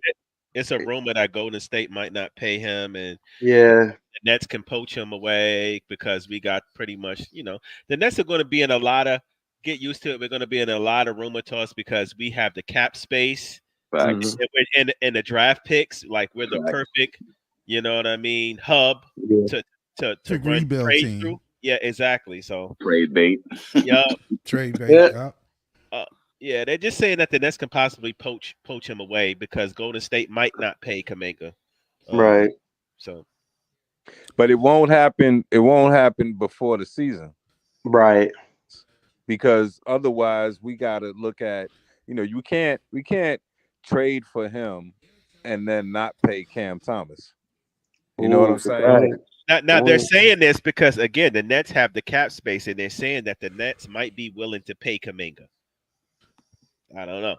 But if we're not willing to pay him, like if he comes over, he has a year like Mikal Bridges had after he was traded, we still got to make that decision at the end of the year. Do we want to invest whatever I like it is? Kuminga, bro. I like him, but I think he's low hanging fruit. Like Me too. I'm not really going all out to get Kuminga. Now, if we could possibly get off Clax and then get Kuminga, then I'm cool with that. But I mean, just to be like going all out to pay him to make him a major piece of your team, nah, I'm good. Yeah, you know what it kind of reminds me of? That dude. He 4, right? The dude on the Wizards. Who's Jordan Poole? Yeah, it's like everybody was like, he's all world. Then he got there, and it's like, okay. Yeah, exactly. I'll tell you this: if we get Ace or Cooper, I was talking to Breezy about this. We lay off with Kuminga. But here's the thing: if you already have them at the 3, and then you want to go after Kuminga, you got to think about Clowney. Clowney's going to be regulated to a bench or where he won't even get to start, and you wonder if you ruin his development. Now, I did hypothesize this: if we somehow get Dylan Harper, if Ace or Cooper out of our grasp, you get Harper and you make a play for Kuminga. Think about this rotation: Dylan Harper, Cam Thomas, Jonathan Kuminga, Noah Clowney, Nick Claxton. That's your 1 through 5. That could be ultra competitive, or that could be potential pieces towards making even bigger moves down the line. Like, I wouldn't be against it, but I also agree with LBL. I don't think Kuminga is this all-around all-star like a Kawhi Leonard. He has to show it this season. We haven't seen it yet. This guy did win a championship with the Warriors, but it was riding the bench. It wasn't being one of the main closers. So I understand Kuminga's putting a high price on himself, but we got to see the results. He put up 10 points against the Portland Trailblazers. He should be putting up 30 points against the Portland Trailblazers, bro, if you want a max contract. John, here's the thing. Kuminga's still riding off of potential. Right. Good point. You know what I mean? Yeah, no, 10 points versus the Trailblazers. Definitely, you got to play better than that. You want to max. And again, to Joey's point, the Brooklyn Nets have showed, you know what I'm saying? It ain't always go the way they want it to go, in the sense where free agents came here and they didn't get the most out of those free agents for what the contract or what they were asking for. All right, so I So got a question though. they should be shy to free agents coming here giving them a big a max contract or something like that. So I like the Brooklyn Nets being reluctant to actually, you know what I'm saying? But I got a doing question. that. If we don't, like if we get the 3rd pick and we get Dylan Harper, and then because of his size and because of Cam's size, and they start to work good together, right, as a future backcourt, right? Now, what I'm saying is, don't we owe it to ourselves to still tank that year and try to see if we could finish off and get the Banster? Yeah, I don't know, bro. I'm to. not. Yeah, I don't watch high school basketball to agree with that, and I don't. I took 32. My Nets fan spirit is taking a lot. He 32-50, and now we got to lose this year. Now you want to talk about losing a year after that, bro? Let my Nets fan spirit heal. Yeah, Let let's my take Nets it fan 1 season spirit at a heal. time, This is a LBL. lot of losses you asking me to accept right now, Crazy. bro. Crazy. I'm hesitant, bro. Nobody said that the rebuild would be easy. This rebuild was projected to be a 2 to 3 year rebuild tops. To keep it a buck, it's not going to be a quick turnaround with this team, bro. It's not like next year we going to be contenders out of nowhere. Or Not if you want to be real. If we going to be contenders as soon as we get Ace Bailey or Cooper Flag or Dylan Harper, no, it's not. So what I was gonna say, right? Like, you see the way the roster is now, but as Gary said before, they trying to do like how they did with D'Lo and Dinwiddie. So the dude, like I said, the guys on the 3-way, as somebody mentioned in chat, Jackie, Tyrese Martin, and Jalen Martin. See, those guys right there, all of them could create for themselves, right? But they ain't gonna get no playing time. They might go back to the G League. Now, like I've said on my podcast, right? The guys in the G League, What podcast? What podcast is that? Brooklyn Nets podcast. You know what I'm saying? Called The Tip Off. Check it out, YouTube. But I said, in the G League, they have no specialty guys. They have no Cam Johnsons. They have no Dorian Finney-Smith. All them dudes in the G League and on the 2-way, all are creators, and they all do multiple things. You know what I'm saying? So, like I said, that season in the G League, they might be more exciting to watch than the Nets in the NBA, because they got a lot of talent down there. They just need to work on shit. So when you talk about getting Ace and stuff like that, there are other guys that, you know what I'm saying, working on their shit at the same time to try to make it up. So, you know what I mean? They looking all over. They not just settling. I also want to say, you got to look at it as, like, remember when OKC drafted Durant, and he was the 2nd pick, right? And you just got to enjoy watching him grow. And then look what happened. The next year they got Westbrook, right? So this is what I'm saying. You gotta do the 2 tankings in a row. You got to. That's why we made the trade with Houston, so that we could do that. We can have that. And then we have flexibility after 26, because we have all of those picks that aren't ours, and we'll still have money. But you gotta be patient and do it just like the way OKC did. Because look at all them picks they had in a row like that. That's what I'm saying. Yo, That's what you need. This is wild. Jonathan Kuminga has 2 points in this game against Utah right now, and they're in the third quarter, about to be done. 2 points. Okay, big boy. Jeez. That's why, yo, Oh, shout out wow. to BK. Like I told you, I got love for all content net fan content creators. Subscribe to all of us. But Kuminga, this propaganda of giving Kuminga a max deal, it's my net fan duty to put a stop to this. I must halt these outlandish claims and won't allow him the sheriff if I have to be. I won't allow this Nets team to go through a rebuild paying the wrong free agent again. I won't, not on my watch. No, do not pay Kuminga. Yeah, Gary, he's got 2 points. Gary, what's your response? He's dropped 12 points in 2 games against mediocre competition. If he can't put on a showing against mediocre competition, how is he on a Kawhi Leonard level? Because Kawhi Leonard in his prime would have put these 2 teams to sleep, man. Prime, But why right? do you say he's got a trajectory like him, though? He's making big claims. He's one of the best players you've ever seen, John. He's not that. I grant you. He's Thank not you. Leonard in his prime. That doesn't mean you don't sign him. But not for 180 or 200 mil, maybe 120 if he's decent, but not 180, 100, 200 mil. Like you said, that's robbery. This guy's pulling Kawhi on us right now.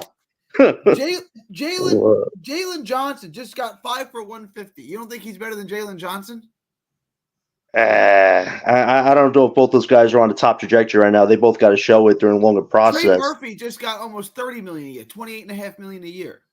Like Jonathan Kuminga is a super athlete who can play both. He just can't really shoot that well, but he can still get his points. He can get to the hole. He can defend multiple positions.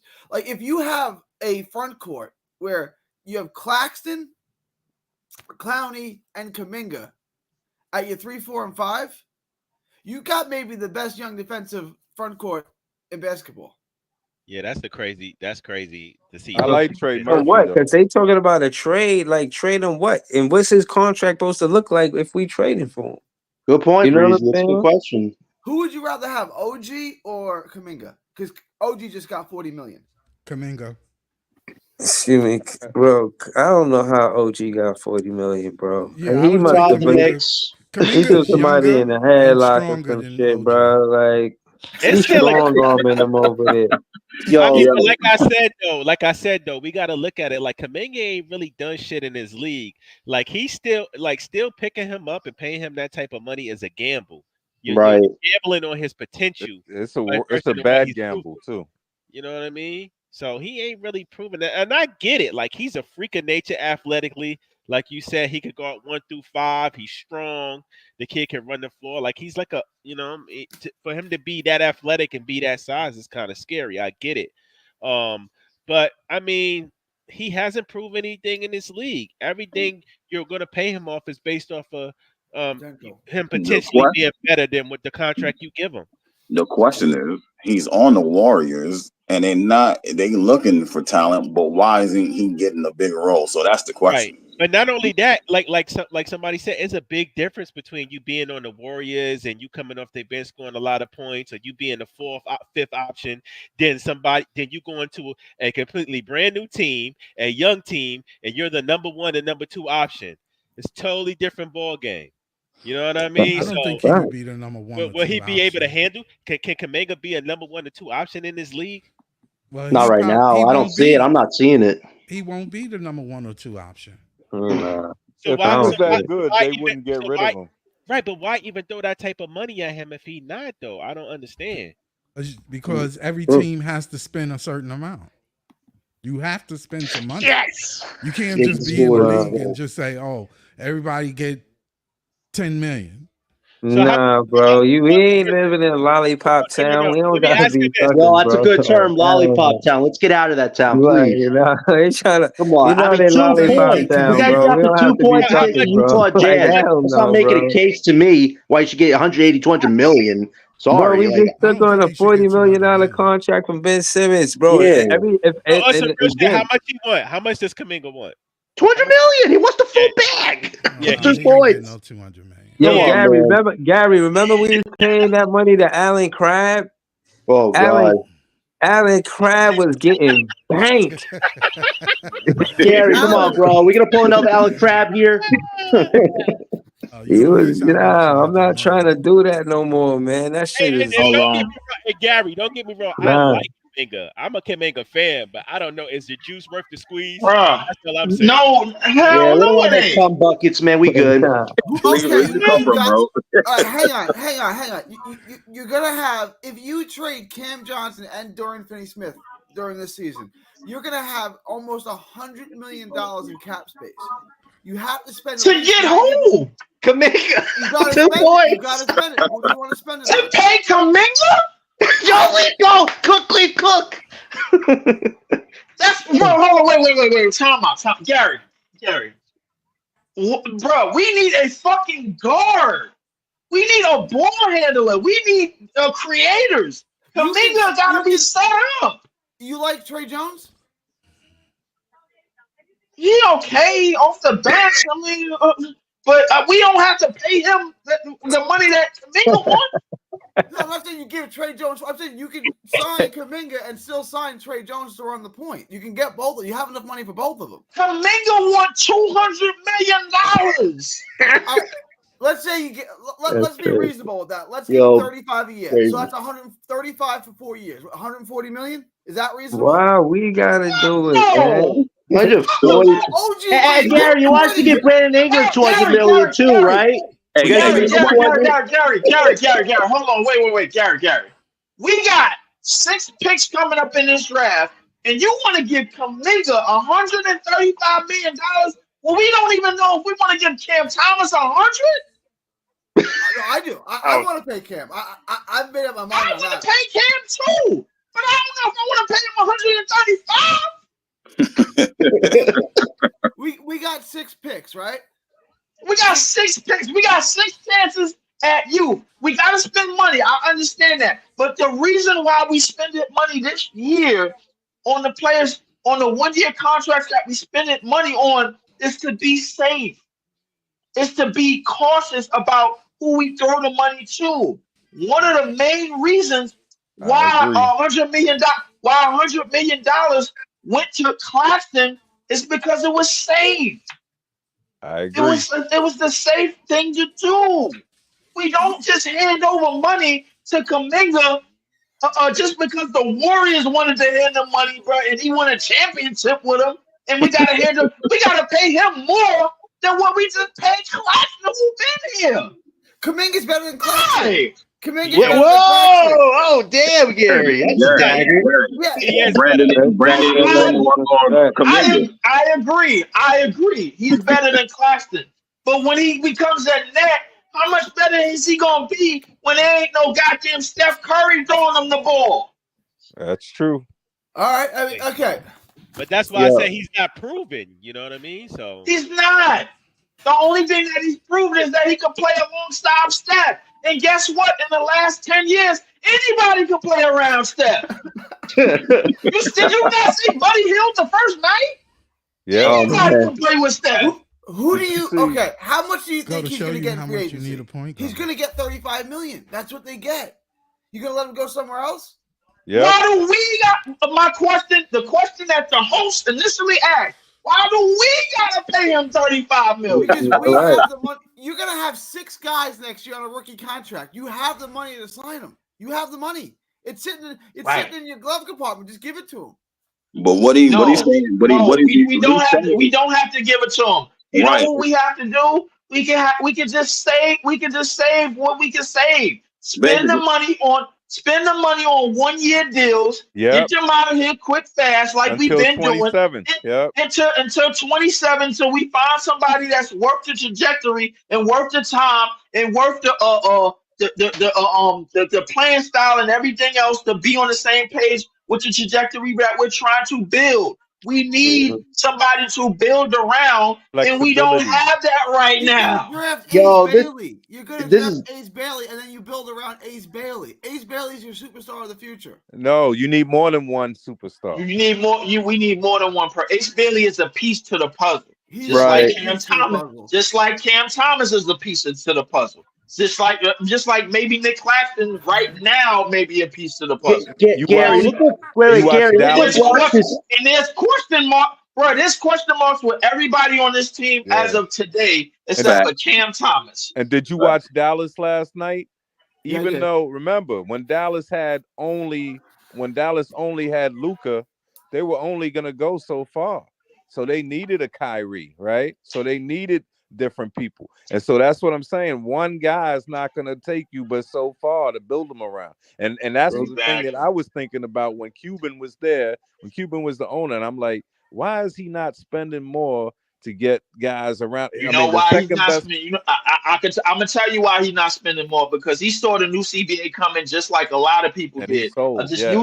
This new CBA is set up for you to have one or two go-to players, bro, and you to build correctly around those pieces to make it work.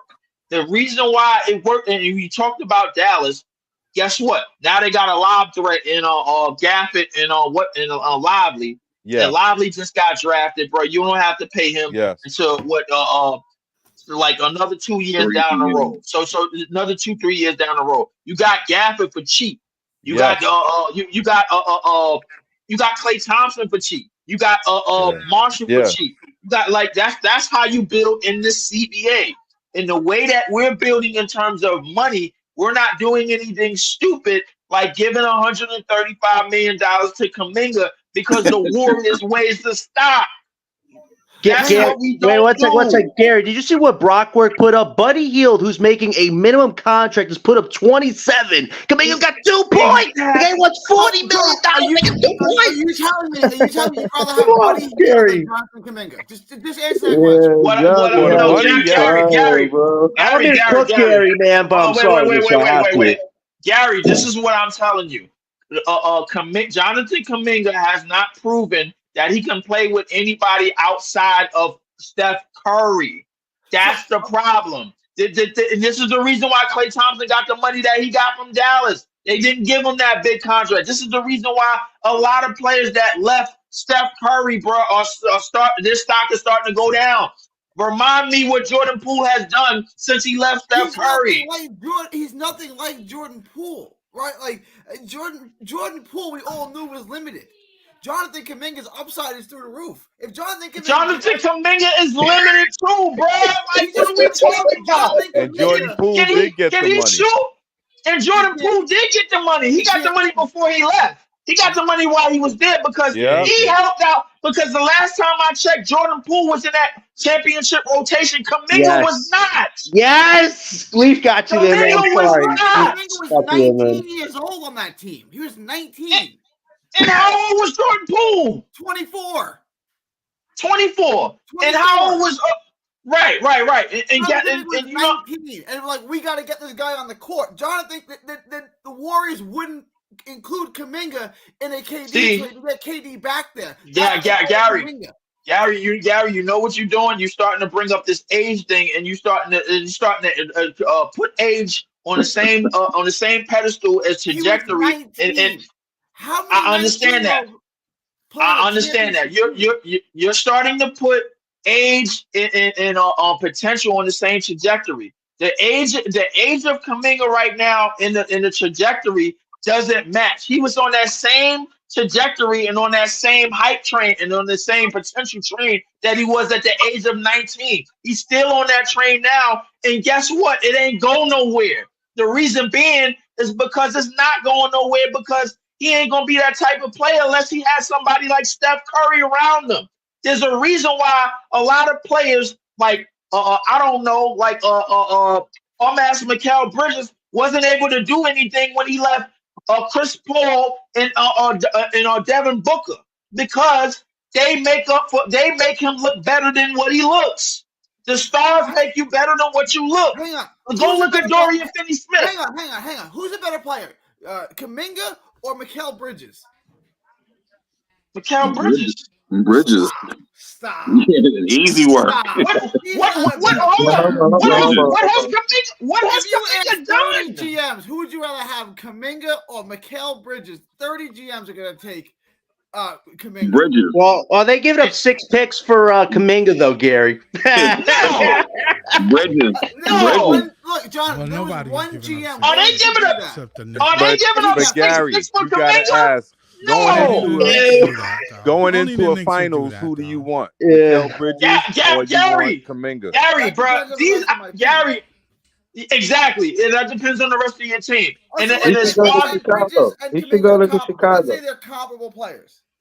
When Bridges goes to free agency, he's going to get $35 million a year. You make that sound like it's an insane amount of money. It's not. I can know give it's you a not. lot of players at that level. It's an who are insane getting amount of 35 money for us. For Wow. me, Every yeah, team spends the same amount. but not for a high level NBA player. Like Nah, Johnson got 35 Every team million. spends the OG same got amount. 40 million. But Like, that's Gary, again. all those guys, you know what they Gary. do. You know what those guys do. For the trajectory that we're on, $35 million a year is too high for us to pay anybody that's not an A-plus player. This is one of the reasons. Let me make you Sean Marks for the day. How much Hold would on. you offer Jonathan? What's a fair contract for Kuminga? I'm not off. If he asking for anything more than 25 million, I'm telling that nigga, bro, I buy and go.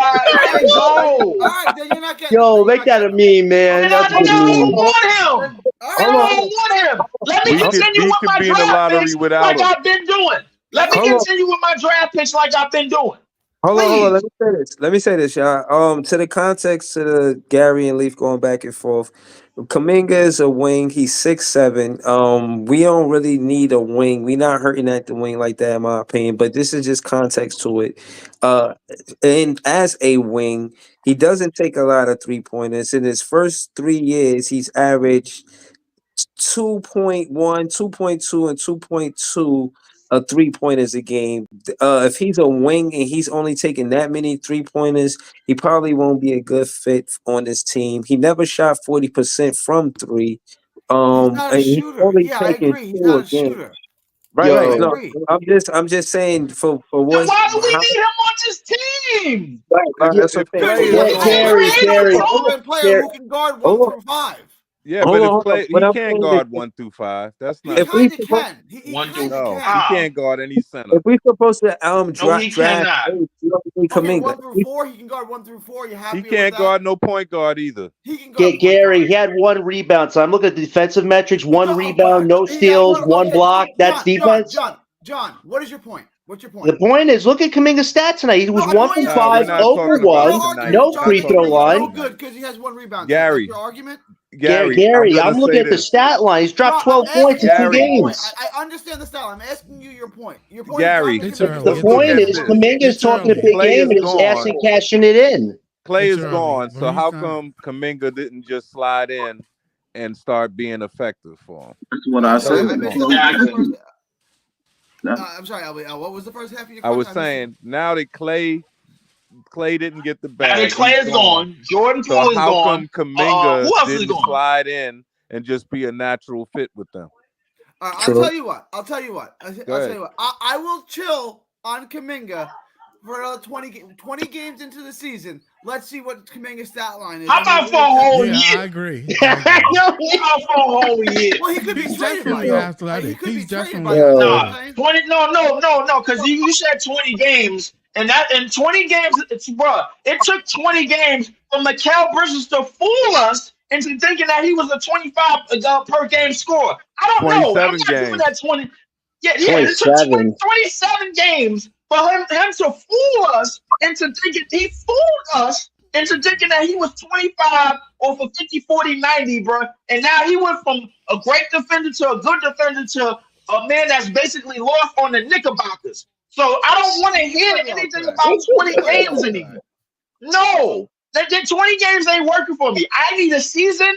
I need a whole season. I need a body of work, and I need concrete proof that shows me Kuminga belongs on this team and that he needs to be getting $35 million by this dumbass front office. Look, I would rather. I'm not that like. If they don't get Kuminga, I'm not going to be heartbroken over it. You're starting to trip right now, bro. Like, come on, bro. I'm not. Like, I don't know how I became the Kuminga. I would like to have Kuminga on my team. I think he's worth $35 million. I'm not married to him like I am. If we sign Jonathan Kuminga, if we give $35 million a year to Kuminga, that's gonna be the worst thing we did since Alan Crabb, bro. I ain't gonna lie to you, bro. That's gonna be the worst thing we did since Alan Crabb. Alan Crabb robbed us. I don't want to be the Jonathan. Alan Crabb robbed us. Yo, Kuminga's playing like Alan Crabb right now. Leaf playing like him. I'm gonna name 4 guys, Gary. You tell me which one you would take out for Kuminga, right? Yeah. Jalen Wilson, Zaire, Trendon Watford, and Clowney. Would I take any of those guys over Kuminga? Yeah. No. What? That's what I'm saying. Well, that's the point. That's the point. He doesn't need to be on the team if you're not going to take him over those guys.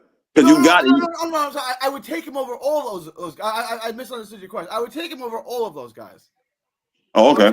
I would take him over all of them. I misunderstood your question. I would take him over all. I would take him over all of them too, but not for $35 million a year, Gary. I'm not in the business of getting finesse for money anymore, bro. Because here's the thing: somebody up in here that just so happens to be the owner of this channel didn't like us paying top dollar for A plus talent, just simply because of how it worked out. So there's a reason why we have all these draft picks that we got. There's a reason why. Because we don't want to pay players that's asking for money, and they didn't prove shit that why they need to go get it. They didn't even prove it. At least Kevin Durant and Kyrie Irving proved why they was worth the money that they got. At least they proved it. That is at least James Harden proved it. You're right. And again, Jonathan Kuminga done it? Has he proved it? No, he hasn't. Is there tremendous upside in Jonathan Kuminga? Yeah, there's tremendous upside. Well, we're hoping to see it soon, Gary. We hope to see it soon. That's what you're paying him. No, you don't pay him on potential. Wait, he's 6'7". So we need to. I'll take a Brockwork said it in the comments. He said we also need a lead point guard. Before that's the next piece. I'm not. This team has the worst roster in the NBA besides Washington. You guys are worrying about fit. Just get good players. Once we have good players, then I'm pissed, bro. That's some bullshit. Gary. No, Gary. Now I'm in a pissed off mood, man. Gary. Hold on, wait, Gary. We get good players in the draft. You get fits in the regular season in these trades. You don't go after good players during trades. That's how you get finesse for money.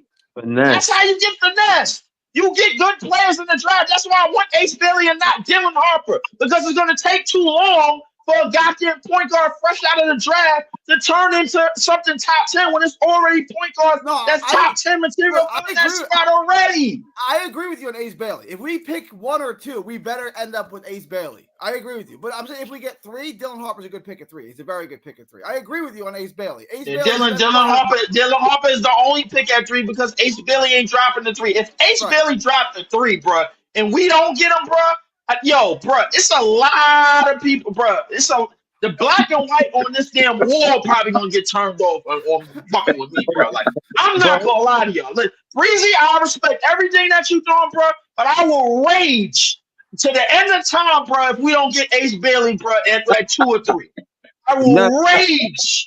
I don't, bro. They right in the backyard for the Brooklyn Nets. Sean Marks went to a game. It was an exhibition. He didn't even wait for the regular season to start.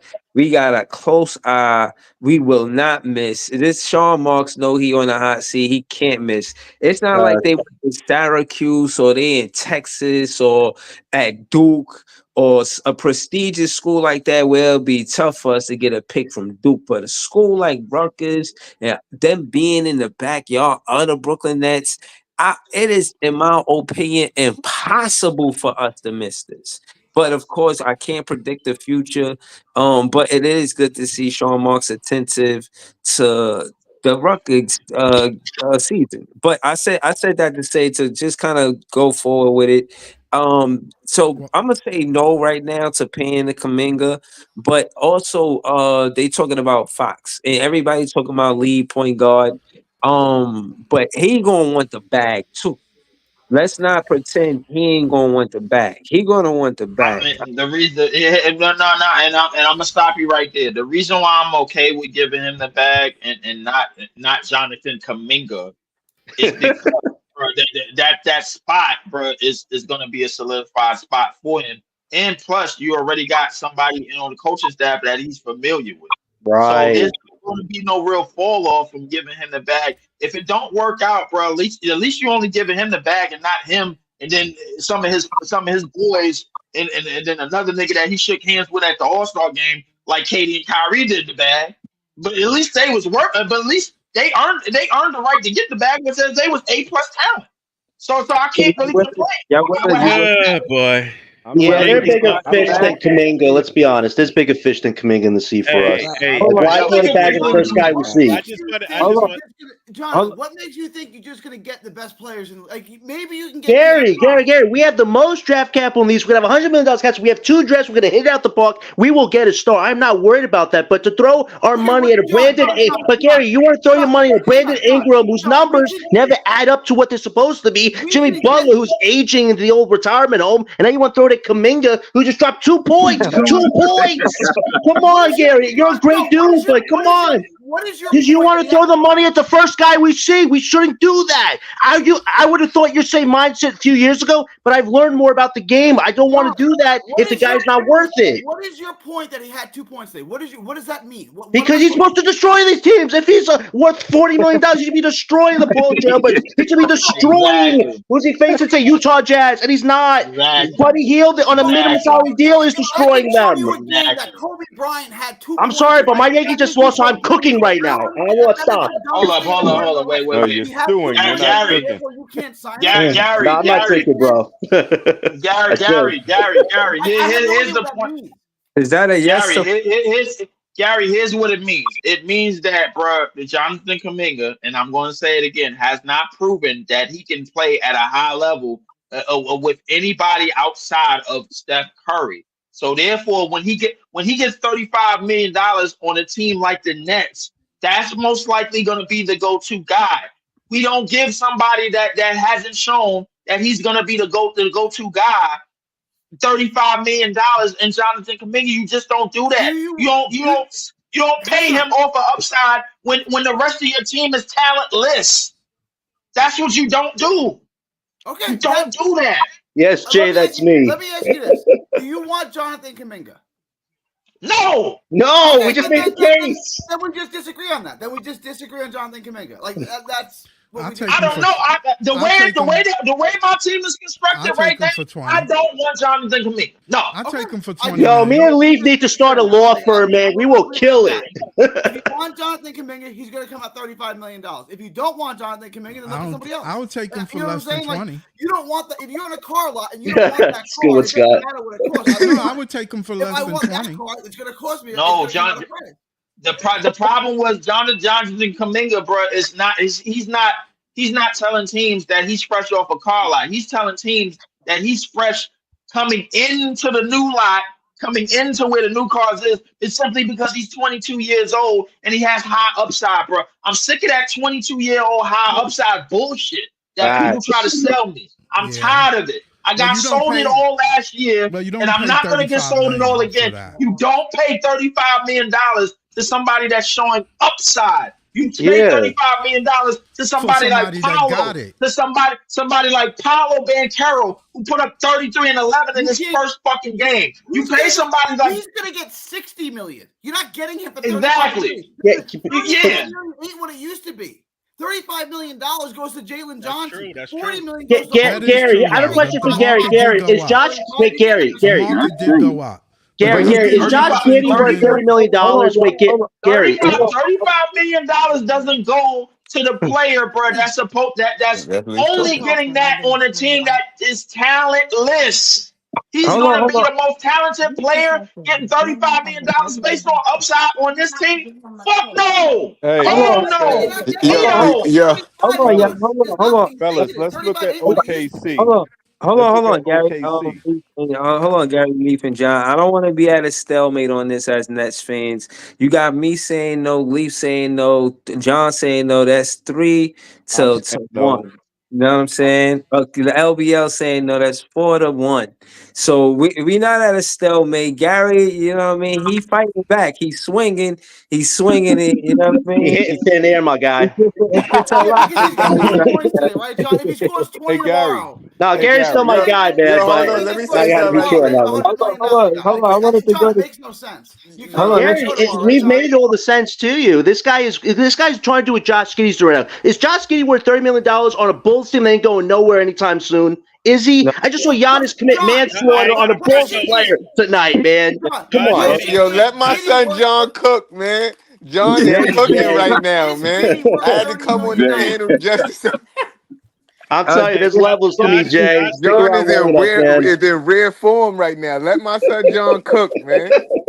Yo, Josh Giddey So, is so better John, than- I want to understand. Your argument is that Kuminga's not worth $35 million because he has 2 points tonight, right? That's your Have I argument? seen it so far in a small sample size? John, He's giving me that's 12 like, points. John, I don't need a whole lecture. Just yes or no. Is that your argument? oh shit. Gary, my argument's bigger than that. What has he done? We just told you. He won a championship riding the bench. Complex. It's not essay. It's just yes or no. Is your argument that Kuminga doesn't deserve $35 million because he has 2 points tonight? I gave you a bigger explanation than that, Gary. Don't change my argument. Don't change. I just gave you a bigger explanation than that. Gary. I don't want a big explanation. I want yes or no. John. Is that your Gary, I cooked your argument, and he's not worth it. Awesome, John. Now, since you cooked my argument, now maybe you can answer my question. It's not complicated. Is your argument that Kuminga is not worth $35 million a year because he has 2 points tonight? I wasn't based off this one game. I'm based off everything I just explained to you. No. Your argument the entire day is The argument. Hold on, wait. 2 points tonight, Gary. And I've asked you 10 times what that means. Okay, so is your argument that he has 2 points today, John, and that's why he doesn't deserve? My argument is he's overhyping himself. I'm not seeing the results. Hold on, You John. can't answer the question because you don't actually believe what you're saying, John. No, I did what I'm saying. I gave you facts. I gave you fiction. I'm gonna give you shit up here on his case like Josh Giddey and say this is $30 million. Gary, hold on, wait, Gary. The argument don't mean a damn thing, bro. Like the thing is, it's not a good idea. What argument or no argument? Gary. It's not. I think John was just Gary, being a little just tell If you John. don't like the idea of Jonathan Kuminga, then Gary. don't sign him. right. I think he was just Gary, being a just little tell sarcastic, John. Gary. Gary, think he just was tell look- John. Freddie Freeman for 3. Bro, don't even, bro. I'm literally trying to contain that part of it, man. I'm pulling down that a bit. But I did come in hot there, but I did. I think he was just being a little sarcastic. I think he was being a little sarcastic when he was bringing up Kuminga bringing up 2 points. I think John's Yeah, but he said biggest. it 10 I think times, his though. message is Kuminga just isn't worth the squeeze, bro. He isn't worth that. So we're not. Especially if he's the only guy available. Let me ask you, John. Jalen Johnson got $35 million. OG got 40. It's a bad trend. Jalen Green got 30. Trey Murphy got 28.5. Knowing that's the going rate for those players last year, what do you think Kuminga is going to sign for next year when the cap goes up? Well, him right now. It don't matter what he signed for. We ain't giving it to him. Exactly. That's the Thank point. you. Thank you, Jay. Say it again, please. Yo, my boy He Jay can coming with sign the for facts 200 too. and whatever, as long as we don't give it to him. No, I just don't see him worth $35 million. Hey, What's he Gary, worth then, should we Scott? What's he follow? worth? I Should would we give follow him. I would OKC? give him 20. Should we follow OKC's model? But that's Because if you even. look at OKC, Gary. No, we don't follow OKC's model, bro. We do a model on our own, bro. No, Gary, but what I'm saying is you, they only got one star. You know, like they only got one star that's actually making max, right? Everybody else is making low money. So what I'm saying is we don't need like and then Shea Gilgeous-Alexander is actually a proven star, you know, a top 5 player. He's a top 5 player. I understand his money, but I'm saying we shouldn't go out there and get other guys for max money when we're going to be a lottery team. That doesn't make sense. You hold on, wait, Gary. You talked about Trey Murphy getting that, bro. Guess who he's playing with? He's playing with Zion Williamson. You talked about who else? What Scotty Barnes? Scotty Barnes just got 250. I said Guess what? Jalen Johnson got 30 something. Jalen Johnson is playing with Trae Young. Yeah. Trae Young. He's playing with Trae Young. Come on, bro. Don't give me Trae Young. Hold on, wait. That's a good point. Trae Young. Come on. Let's well, he ain't their marketable star though, Gary. You can't have to dig. Gary. No. I'll give you a better argument, Gary. Let's talk about the fact that Trae Young is still to this day 29, 5, and 9 on any given day. Let's talk about it. We were talking about Cam Thomas's shooting. And what? 30% from right. Game single-handed. That's okay. That's the truth. That's the truth. Gary, but remind me what Zion Williamson does in late March and April. Nothing. He gets hurt. Not a damn exactly. So okay, all right. So you got two legitimate top players at their positions, bro, just because of who they are, just because of where they are. You got. Don't forget CJ. CJ makes a lot too. CJ makes a lot, and he plays with Zion. Whatchamacallit, Jaden Johnson's about to make a lot. He plays with Trae Young. Get the correlation here. If there's somebody on that team that reminds you of Trae Young, there's somebody on the Nets right now that reminds you of Trae Young and Zion. What about Cade? Cade got 250. Is there somebody on that team that reminds you of Cade Cunningham? Is there somebody on that team that reminds you of Zion? Is there somebody on that team that reminds you of Trae Young? Therefore, you do not give Kuminga. You do not give Trae Young. Stop. You kill the argument when you keep saying Trae Young. Stop saying Trae Young. I kill the argument. He's helping though. You know what I'm saying? He's helping him. I'm helping the argument. I'm helping him get the argument because the thing is, those players help the role players get the bag. We don't have anybody like that. Therefore, we shouldn't be passing around to niggas that got upside. We don't do that. We don't get upside through the draft. That's what we got all these goddamn picks for. I have a good counter argument. Gary, Gary, I have a counter argument for you. Brandon Ingram, how long has he been in the league? 7 years? Has he met his potential yet? The guy who was being compared to Kevin Durant based off his shooting prowess, has he met his potential yet after 7 years in the league? I'll be honest with you. Brandon Ingram was who talking to me. I always hear shit about potential. This nigga Ben Simmons got all the potential in the world. Yeah. Breezy, and what has he done? Oh, nada. Okay. Not a damn thing. We just disagree on 35 million, right? Like, I just disagree with the amount. It's the money. I think he's young. He fits the age. Hold on, Gary. You keep saying we disagree on 35 million. What makes you think we gonna sign him for 4 years? Anything less than Claxton? Yeah, but they ain't gonna do that. But what my thing is, what makes you think that we can sign Kuminga for anything that's less than Claxton getting? Well, he's making more. I like him though. I like him, but I just don't like that number. Yeah. Hey Scott, after I watched Dallas, right?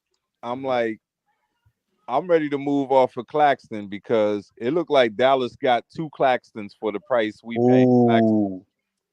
Remember, we could have had live. But here's the thing. But here's the thing. They got 2 players that know how to use a goddamn Claxton. We don't. That's the problem. When role players look better than what they look like, bro.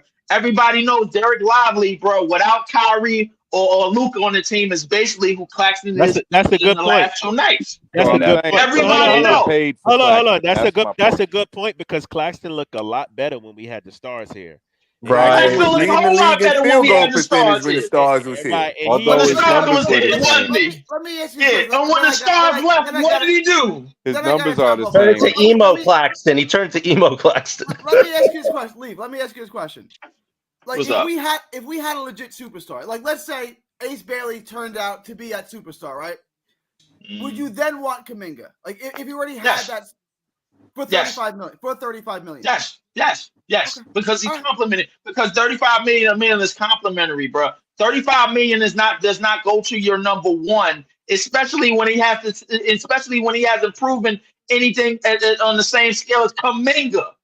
He doesn't go to your number one. I don't hate your argument. I get what you're saying. Like I don't know. I still may sign him because I think he's that good. But I get what you're saying. Like you don't sign Gary. Robin. You don't sign Robin until you have Batman, right? I get it. Exactly. I get it. I mean, hey, you don't sign Nightwing. You don't sign Nightwing until you get what the hell? What Batman's butler? You don't get Nah, that. he was good enough, Lee. You didn't have to add to it. Batman and Robin was good enough. You ain't have to go to Nightwing and Alfred and Starf. Hey, we didn't need all that. Yo, but I gotta admit, when the Knicks first signed, when the Knicks first did the Brunson move, I was like, man, they overpaying for this dude. No, they didn't. No, they No, didn't. I'm saying He took a pay cut. No, I'm saying. No, his No, I'm original talking. deal. I'm I'm not talking about the second time. I'm talking about 4 years, 100 mil was a pay cut. No, I'm saying no, I'm talking about when they signed him for Dallas, that was a pay cut. But No, what I'm was it? saying is, what I'm saying is, I had That was no the most money he idea ever got he in was his going to life. be that good. That's what I'm saying. And he still ain't getting $35 million a year, bro. You know why? Because he took a pay cut. And he's 10 times better than goddamn Kuminga, who's asking for $35 million, bro, to be the number one on the Nets. No, But I'm saying, but maybe that's what what's the name? Maybe that's Kuminga Gary's is not point. a number one guy. Yeah, but maybe Gary's point is. Was, right? But I'm maybe not saying that Gary's he is point a is. guy. that's what it sounded like, though, Gary. Just What was like. that?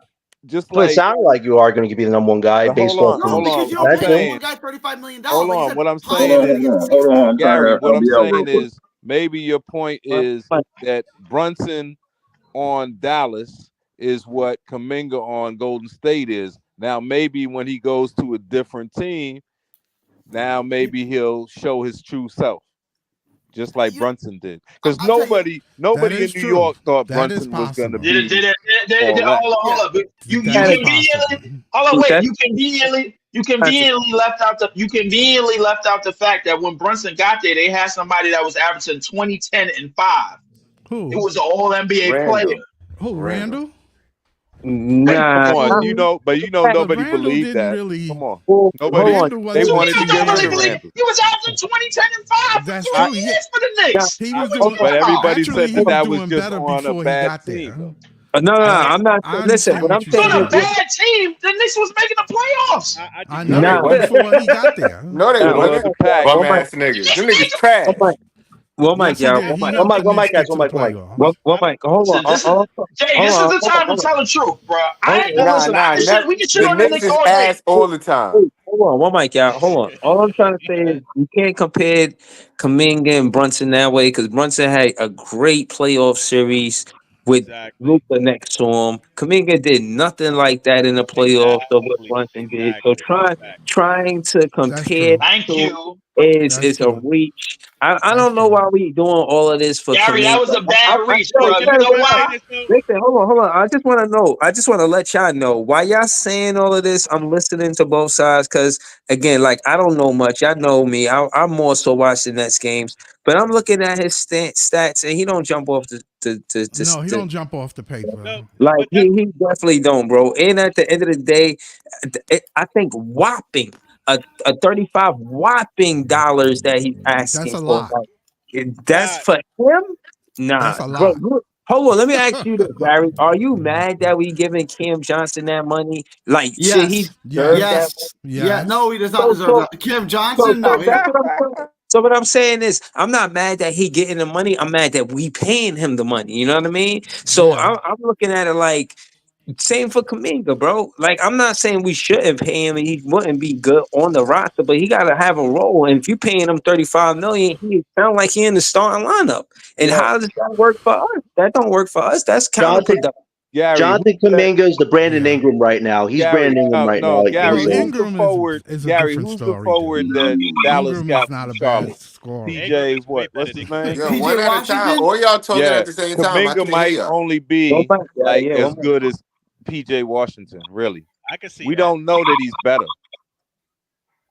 We don't that. know that he's better than PJ Washington, right?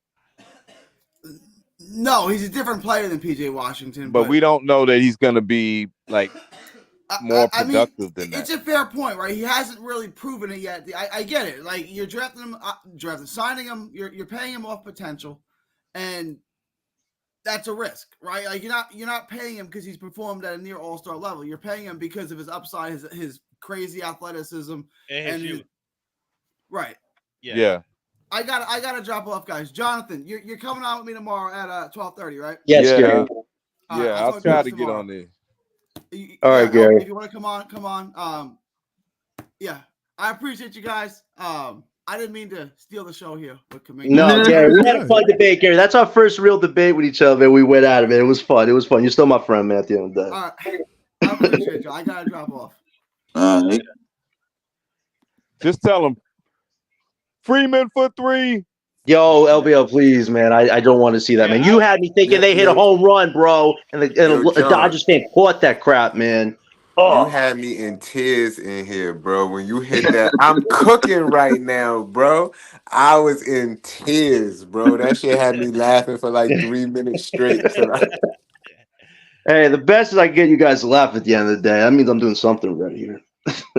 Yeah, I mean, it's like he was the only one on the Kuminga trade. It's just like it seems like he values Kuminga more than the rest of the panel does. That's all. You know? Yeah, I just didn't feel like giving him no $35 million. Like I don't even think like because he was kept talking about Kuminga's crazy athleticism, and I think he athletic, but he ain't $35 million worth athletic. No. Like Gary just look at things differently. You know, he sometimes he look at things way different. He see things a little different from everybody else. Well, he did But mention also, how but teams also what that spend more points money. out. But also what that points out is sometimes the media goes off on these players that are on winning teams, and they get all the information from inside the teams and from the beat reporters. But we see them play, but they always amplify how good they are. And any Net fan would know that from seeing Jordan Farmer. You know what I'm saying? You would know that from Devin George. You would know from all of those players from the Lakers and the Warriors. Remember Toscano? Oh yeah, Toscano is good. Yeah, come on, please. Oh yeah. So they always project these guys as if they, the only thing that's holding them back is Curry's in front of them. Please. Right. Yeah, I agree. So Breezy beat me to it. He explained it perfectly when they were trying to compare Kuminga to Bronson when Bronson was in Dallas. That's like apples and oranges, bro. When Brunson was in fucking Dallas, he was fucking damn good. He actually fucking put the team on his back a couple of times in the playoffs. So I ain't never see Kuminga do no shit like that. And to be fair to Gary, I told him that's the argument that he should have been making because I said because nobody in New York thought Brunson. I mean, I'm saying even us Net fans, we was like, man, you signed Brunson to what? No, are y'all crazy? No, that was only the casuals, bro.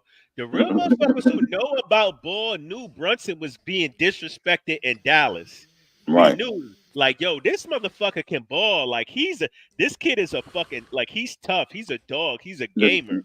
I watched Brunson enough when he was on Dallas. I seen him in college. Yeah, I watched him enough on Dallas, especially in the playoffs, to see that he was under fucking rated. And even though I hate the Knicks, I got a front.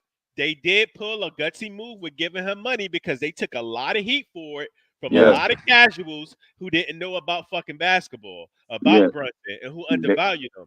But the real ones who watched him knew he was better than what people knew, what the casual fan knew of him. Right. They didn't want to pay him on Dallas. And we built up a guy that I thought became overrated, and that's Spencer Dinwiddie. Oh, I didn't even want him the second time. Like when we were getting him back, I said, "Oh man, The problem was he was always overrated." Hold on, Leaf. I want to say this about Brunson, and I think a lot of the reason Brunson got a lot of pushback too was because of his size. He was always his size, a small, undersized player. So But yeah, go ahead, Lee. And the non-athleticism. Exactly. And the non-athleticism, yeah, definitely. But like, listen, Brunson performed at A+ talent on that Dallas in that one playoffs, and then got B- money, bro, and he's still a B- player really because he's in a role of a number one, and the thing is, the league is starting to slowly figure him out because there's no parts of his game that can really advance. The problem with Kuminga is, bro, I guarantee you, you take Kuminga away from Steph Curry, bro, he's gonna end up just like all the niggas that we traded to Kevin Durant for. I guarantee you, bro. I guarantee you. I agree with you. Because I agree with you, but everything, but Brunson ain't no B- player, bro. Brunson, like, I hate the Knicks, but he's one of the best point guards in the East. Yes, he's better than Halliburton. Like, Yo, Halliburton had a crap egg today, man. he's one. No. People still He's one of the best point guards in the East, bro. Because everything that's put around him, I guarantee you, bro. Like if he was given the keys to the castle right out of the gate, bro, while the Knicks was in the shitter, bro. I guarantee you this process will take a whole lot longer, bro. It fits because he fit, bro. That's why it was a fit, and then he turned into the A+ player because Julius Randle couldn't do shit in the playoffs. That's why it happened. But what I'm saying was this pickup was the Knicks got laughed at for picking Jalen Brunson. Jalen Brunson. Hold on. What I'm saying? Jalen Brunson has outperformed his expectations by far. Exactly. So, But you, I mean, I can't. You basing it off of the playoffs, right? Off of his career. You got to be basing it off of the playoffs. No, I'm basing it off. You basing it off his career. You calling him I'm basing it off. You calling him the best point guard. No, he's saying the In low the East? expectations. No, I say he's one of the best point guards in the East. I said that he has outplayed his expectations. I think. Listen, let me tell you. No, listen to what I'm saying. You said that Julius Randle was the number one, the clear number one when he was in New York. That shit changed when Brunson fucking played with New York. Absolutely, yes. Nobody expected him to go into the guard and really have that impact off rip like he did, bro. Yeah. I'm gonna end this by saying this. You know who Jalen Brunson is? Jalen Brunson is Isaiah Thomas on the Celtics, bro. That's who he is. Wow. That's who he is, bro. No disrespect. No disrespect, bro. He is IT on the Celtics, bro. Mikal Bridges ain't Joe Dumars. I know that. He is Isaiah Thomas on the 2017 Celtics when he was averaging 29 a game, bro. And then Mikal Bridges is Joe Doodle. I would say Jalen Brunson is the self-made player, like the way Jimmy Butler. He's Isaiah Thomas. No, he ain't, bro. He's Isaiah goddamn Thomas on the 2017 Boston Celtics, bro. This is just a good old time. Some people, a lot of y'all niggas ain't gonna give him his props just because of his size. No, but Isaiah Thomas already had them two young boys on there. Bro, all I'm saying he did. This is what I'm saying, y'all. All I'm saying is every time niggas counted Jalen Brunson out, he proved them wrong. Him out. That's all I'm saying. He proved them wrong. I'm not saying you, but the majority of the basketball world, everybody counted him out, bro. You're right. Okay. So tell me this. So tell me this. How come, bro? How is it that if Jalen Brunson is so goddamn good, how come he ain't been to a conference finals since he left Dallas? Because it's a team sport. He's not a superstar. Exactly. Because he's doing the bum ass Knicks. I don't want people to make the assumption that he's a superstar. He played for the fucking Knicks. That's why. No, I don't want people to make it seem like he's a superstar. He can't see everything on the floor. He cannot. He can't block any guard in the league. He can't. And he gets headhunted on defense. He gets headhunted on defense. He is Isaiah Thomas on the Boston Celtics the year before they got Jason Tatum and they traded his ass for Kyrie Irving. That's who he is.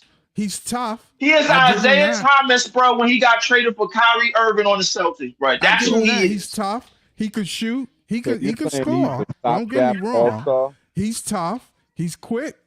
But he's not lightning quick. He's an all-star. He's not even really quick. He just like shifty. Like he make good moves. If you don't go for his tricks, you got him. You got him. Exactly. Good point, Scott. You That's a don't good go point, for Scott. his ball And fakes. I You say got that he him. don't give up You neither. got him. And He you don't really don't, give and he up on the can't play. see the Hey, lane hey, once guess he what? get But Isaiah he a trapped. Thomas, bum though still. I think the Isaiah word y'all Thomas looking on the for is Celtics didn't give up. I think y'all looking for the crafty. He's crafty. No, he's Yes. crafty. He Yes, ain't Yes, he I even is. give him crafty, that. bro. He know He the just game. He know the getting game. away with shit right now, bro. Like But that's he all is it a really is. liability. Wait till On the playoffs, Leaf. We'll find out. We found out in Game 1 against the Celtics just how strong the All Knicks I'm are. saying If is, they man, ain't beating OKC or the Celtics, the Knicks aren't a championship team in my eyes. You could beat a Pacer team that has no defense, but can you beat a championship team that has offense and defense? We haven't seen it yet. We haven't, so we're They going to see it. haven't. Well, you know, I you got to think let the I season play personally out. think they fucked their team up, but You got to They let the did. They got season no play depth. out. You see about Miles McBride tonight? He hurt his hamstring. I don't- Already that bench is getting even thinner. I Like, don't just see watch them, it. I don't see Who? them being that much better. McBride. I don't Oh, see hurt he's his hurt? hamstring. Oh, they in Yep. trouble. I They don't in see They trouble. in trouble. I Well, don't as see in the them. Nets trouble. proved, you could be a top point guard and then still be a bad team. We know that because we had Steph Marbury. Yeah, that's true. Yes. Oh, good And then point. the second that we got Jason Kidd, finals. Exactly. It turned around. Well, let's not say the exact moment because we also had that draft, right? We got Yeah, Richard Jefferson and we got Twin, right? yeah, but the style of play, it was the style of Definitely play the too. style of play Bro, was hold up. Wait. 180. But time out. Correct me if I'm wrong. The only shooter that we had was Kerry Kittles. Bro, Yes, how the hell that team make the finals? I still don't know to this day.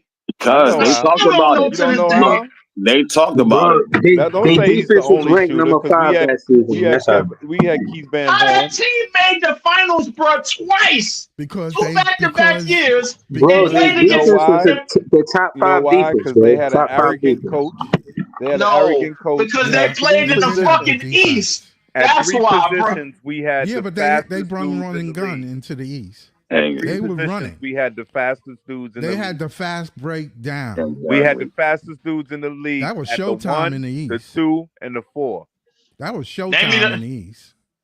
and then somehow, some way, the next fast break team that came after them was the Phoenix Suns, and they couldn't even get out of the West, and they was winning 60 games a year, bro. And then here come the Warriors who won 4 fucking championships in 8 years, bro. And everybody talking about how Steph changed the game. This shit don't add up, bro. Nah, Yo, it was hold on, y'all.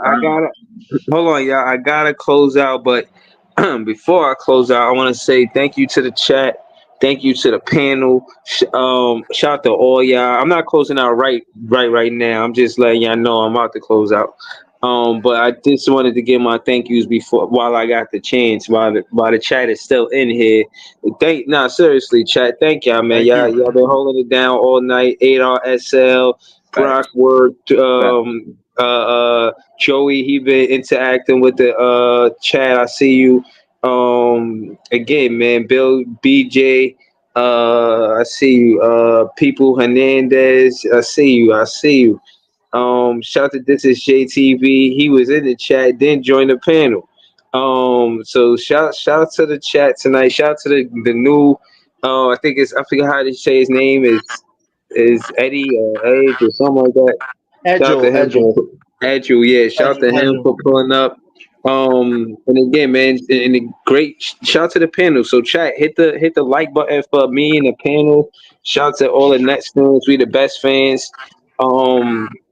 Just on the closeout, I want to say the home opener is on Sunday. Somebody audio is crazy right now. Just mute up for me, bro. The Sunday is the home opener. I'm 6 still p.m. trying to make it. BK Block, holla at me. I've been checking my email all day. Please let Big Fan Breezy back Anyway, in the BK Block. You know what I'm who we saying? play? Hold up, Breeze. Who we play again? Who we got that night? We Bucks. Milwaukee. paid the Milwaukee Bucks. Breezy, I Oh, spoke. that's an L, bro. Breezy, Yeah. Yeah. I texted Dawn. She said what it was is there was a hold up because of the Liberty. They were so busy with the Liberty that they didn't send anything out yet. Oh, okay, all right. I just wanted to say I went to the auditions. I thought I crushed it. You know what I mean? I gave it my I very know Jay best. did. Yeah, he definitely did. You know what I'm saying? Shout to Cap. He definitely was rapping, spitting bars. Yo, Word. Cap will rap. He will rap anywhere, bro. Nah, That nah, nah, y'all gotta hear this seriously. part exclusive. When they asked, they was like, "Yo, what y'all gonna say?" And when we playing the Knicks and Mikal Bridges comes to the line, why Cap gonna come out there and say, "The bridge is over, the bridge is over, bye bye, the bridge is over, the bridge is over." That's what we're gonna do. That Yeah, shit was no, tough. serious, It's bro. over. The bridge is over. That shit Oh was my tough. god. That man took Oh out Nah. my the god. EPMD. God damn. Yeah, nah. So this, yo, KRS-One. I swear to you, if Cap got the whole BK block, aka the whole Barclays, saying the bridge is over, bro, that That'd be shit is fire. classic. I Right. gotta be there for that, man. I gotta be there for that. When the Nets play the Knicks at the Barclays, I'm gonna be there for that game, Now especially if Cap remember, gonna be there at that point. that might be our blocked out game, right? Because they want to try to sell as much as possible to New Yorkers. And unfortunately, they don't care if it's Knicks fans. And it be when we play the Knicks, it's like 70-30 Knicks to Nets. Nah, I wanna We say just gotta 70 be 30. louder. We Yeah. just gotta be louder. Yeah. Trust me, when I went, when I went, I'm not saying the last time we played them, but the last time I seen the Nets play the Knicks at the Barclays, we won that game, and Knicks fans was leaving early. So I mean, I you went know what I I mean? went It to ain't the look like last one it at the might Barclays. even no. I say that to say even if it was 70-30 that day, by the end of the game, it was about motherfucking 70-30 Brooklyn Nets. Knicks dirty, Yo, you I'm know what I not mean? gonna lie. I went to the last one Breezy at the told the short story, Barclays. bro. I went to the last one at the Barclays, and them Knicks fans, they was outnumbering us, but they was quiet as a church mouse in there until the fourth quarter. Until the fourth quarter, they was in there humble pie, like. But then when they took that lead in the fourth quarter, then they got super duper hype.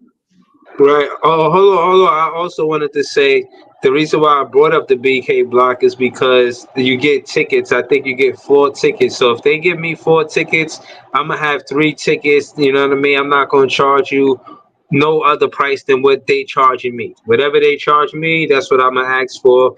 And that being said, we could all go to the game together. You know what I'm saying? So just give me a heads up in That's what's advance up. what game y'all might want to go to, and keep in mind that I'm a move it around. Even if you might be my guy, and you know what I'm saying. And when we go to the game, it's fun. But if somebody never been to a game and they're a fan of the show, they're a fan of the podcast, I might give them the ticket over you just for the fact they haven't been to one and you had been to one. So that's another thing that I'm trying to do with the podcast this season. Have fans come out to the game. We can actually go to the games. And again, man, we got to do it this season, especially with the national games being like less than 5 or some shit like that. It'd be I really think we great if got we stay one. connected as fans. You I know think what I we mean? got Stay one. connected. I think we got One. one Yeah. national game. Right, we You only got sound one. So for us to stay connected this season is a big things go on. Big things go on. you sound So like Rashad McCants. Move around. Move around. He you know said, what I'm "Move around." saying? So that's basically what we're trying to do. But I wanted to say shout out to y'all. Y'all want to say anything? I'm gonna close out in 5 minutes. So you know, unless y'all wanted to say anything, I'll close out now. Yeah. All Oh, I yeah. I want to can say give a quick. is, bro, Just I'm give gonna you get the all right commercial. before you say. Just give a quick commercial, and then we'll you know what I mean close out like that with the commercials. Listen, it's youtube.com/athlete4788. I just had my 74th episode of Nets Visual, bro. I'm trying to meet the 65 game incentive this season. Yo, can you put it in the link? Listen, Can you put it in the chat? That's what's up. yeah, I'm gonna throw it in the link. So that's youtube.com forward slash at Lee 4788, bro. Like, listen, I'm on my way to 250 subs. Shout out to all the 245 people that sub to me already. So I'm halfway there. So once I get to 500 subs, I got to be a model citizen, and I can't be going crazy on a lot of these streams, man, like I normally do. So once I get to 500, I'm gonna finally start getting some of this YouTube money, and I will officially be an online nigga.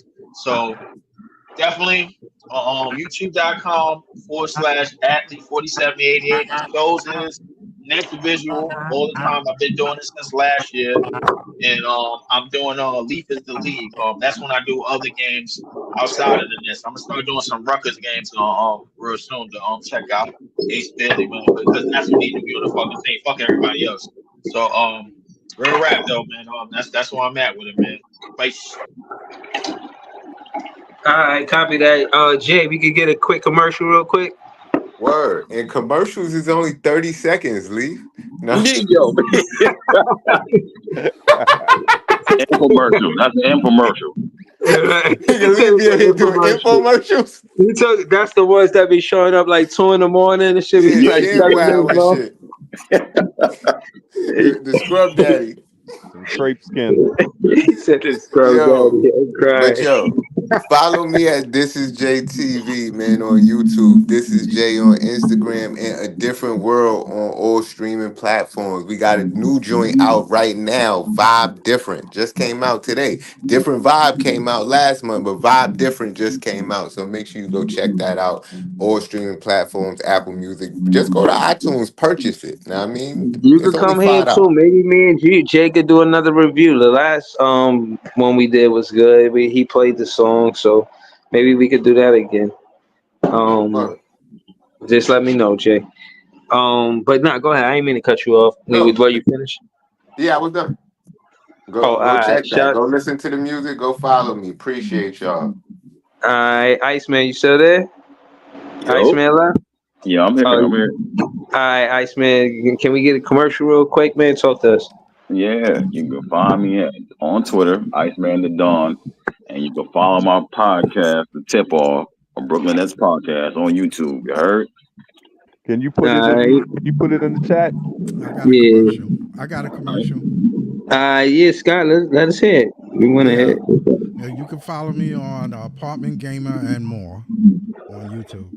Matter of fact, just throw y'all links in the chat. You know, I could easily post it on the screen the same way Leaf did.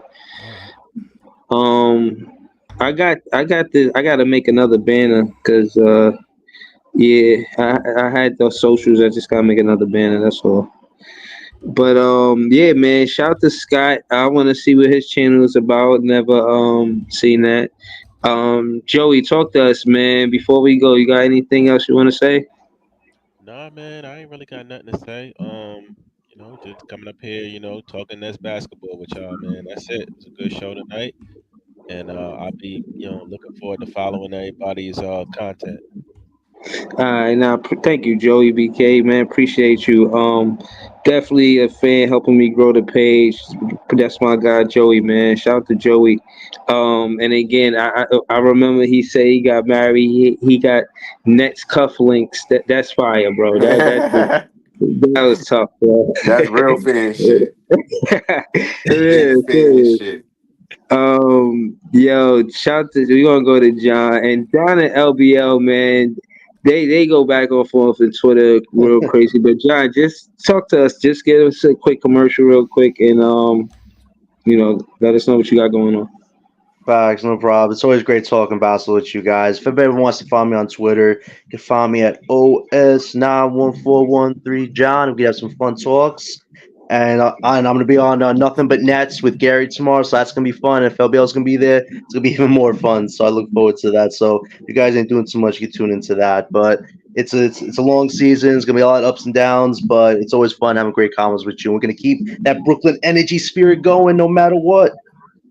I appreciate you, John. We're going to look forward to that. What time that podcast come on? Around 12:30. I'd rather do it in the afternoon on the weekend. I'm gonna tune in. I'm gonna tune in for real. I'm gonna tap in. LBL, talk to us, man. Give us a quick commercial. Let us know what you got going on. Yeah, so you can find me on LBL for Life on Twitter, on Instagram, and on Threads. And tomorrow, if I'm able to go on this podcast with Gary, then I'll probably be doing it live from Thomas Jefferson High School's homecoming. They're playing Campus Magnet tomorrow, so I'll be there, you know, for the homecoming. That's at noon, I think, on Flatlands and Elton. So also, I wanted to say that I need if you want to see my a lot of times on Twitter and everything else, even though I'm mixing everything up, I'm definitely trying to get out. I released 2 videos today telling people that today was the deadline for them to register to vote. I had showed them how to do it in terms of, going online to be able to at least register to vote. And I just say, yo, I can't tell you really who to vote for, even though I do, but I'm trying to tell you, get out there and vote, because if you don't, then, we're going to be subjected to Project 2025. All right. So just get out there and do your thing. Peace. All right. Appreciate you, LBL. And y'all can see the social medias in the chat. Shout out to all of the panelists that joined the, tonight's stream, making it what it was. Definitely enjoyed the conversation. Y'all, the reason why I say Nets fans is the best fans. We out here. That's 2 in a row. I plan on bringing y'all a recap after every episode, but right after the game, I'm going on. Unless I'm at the game, then I gotta actually come home and then go on. So I'll let you guys know. I'll keep y'all posted. Thank y'all for all tuning in. I appreciate y'all. Have a good night. Until next time, safety. Peace. Peace, everybody. Peace.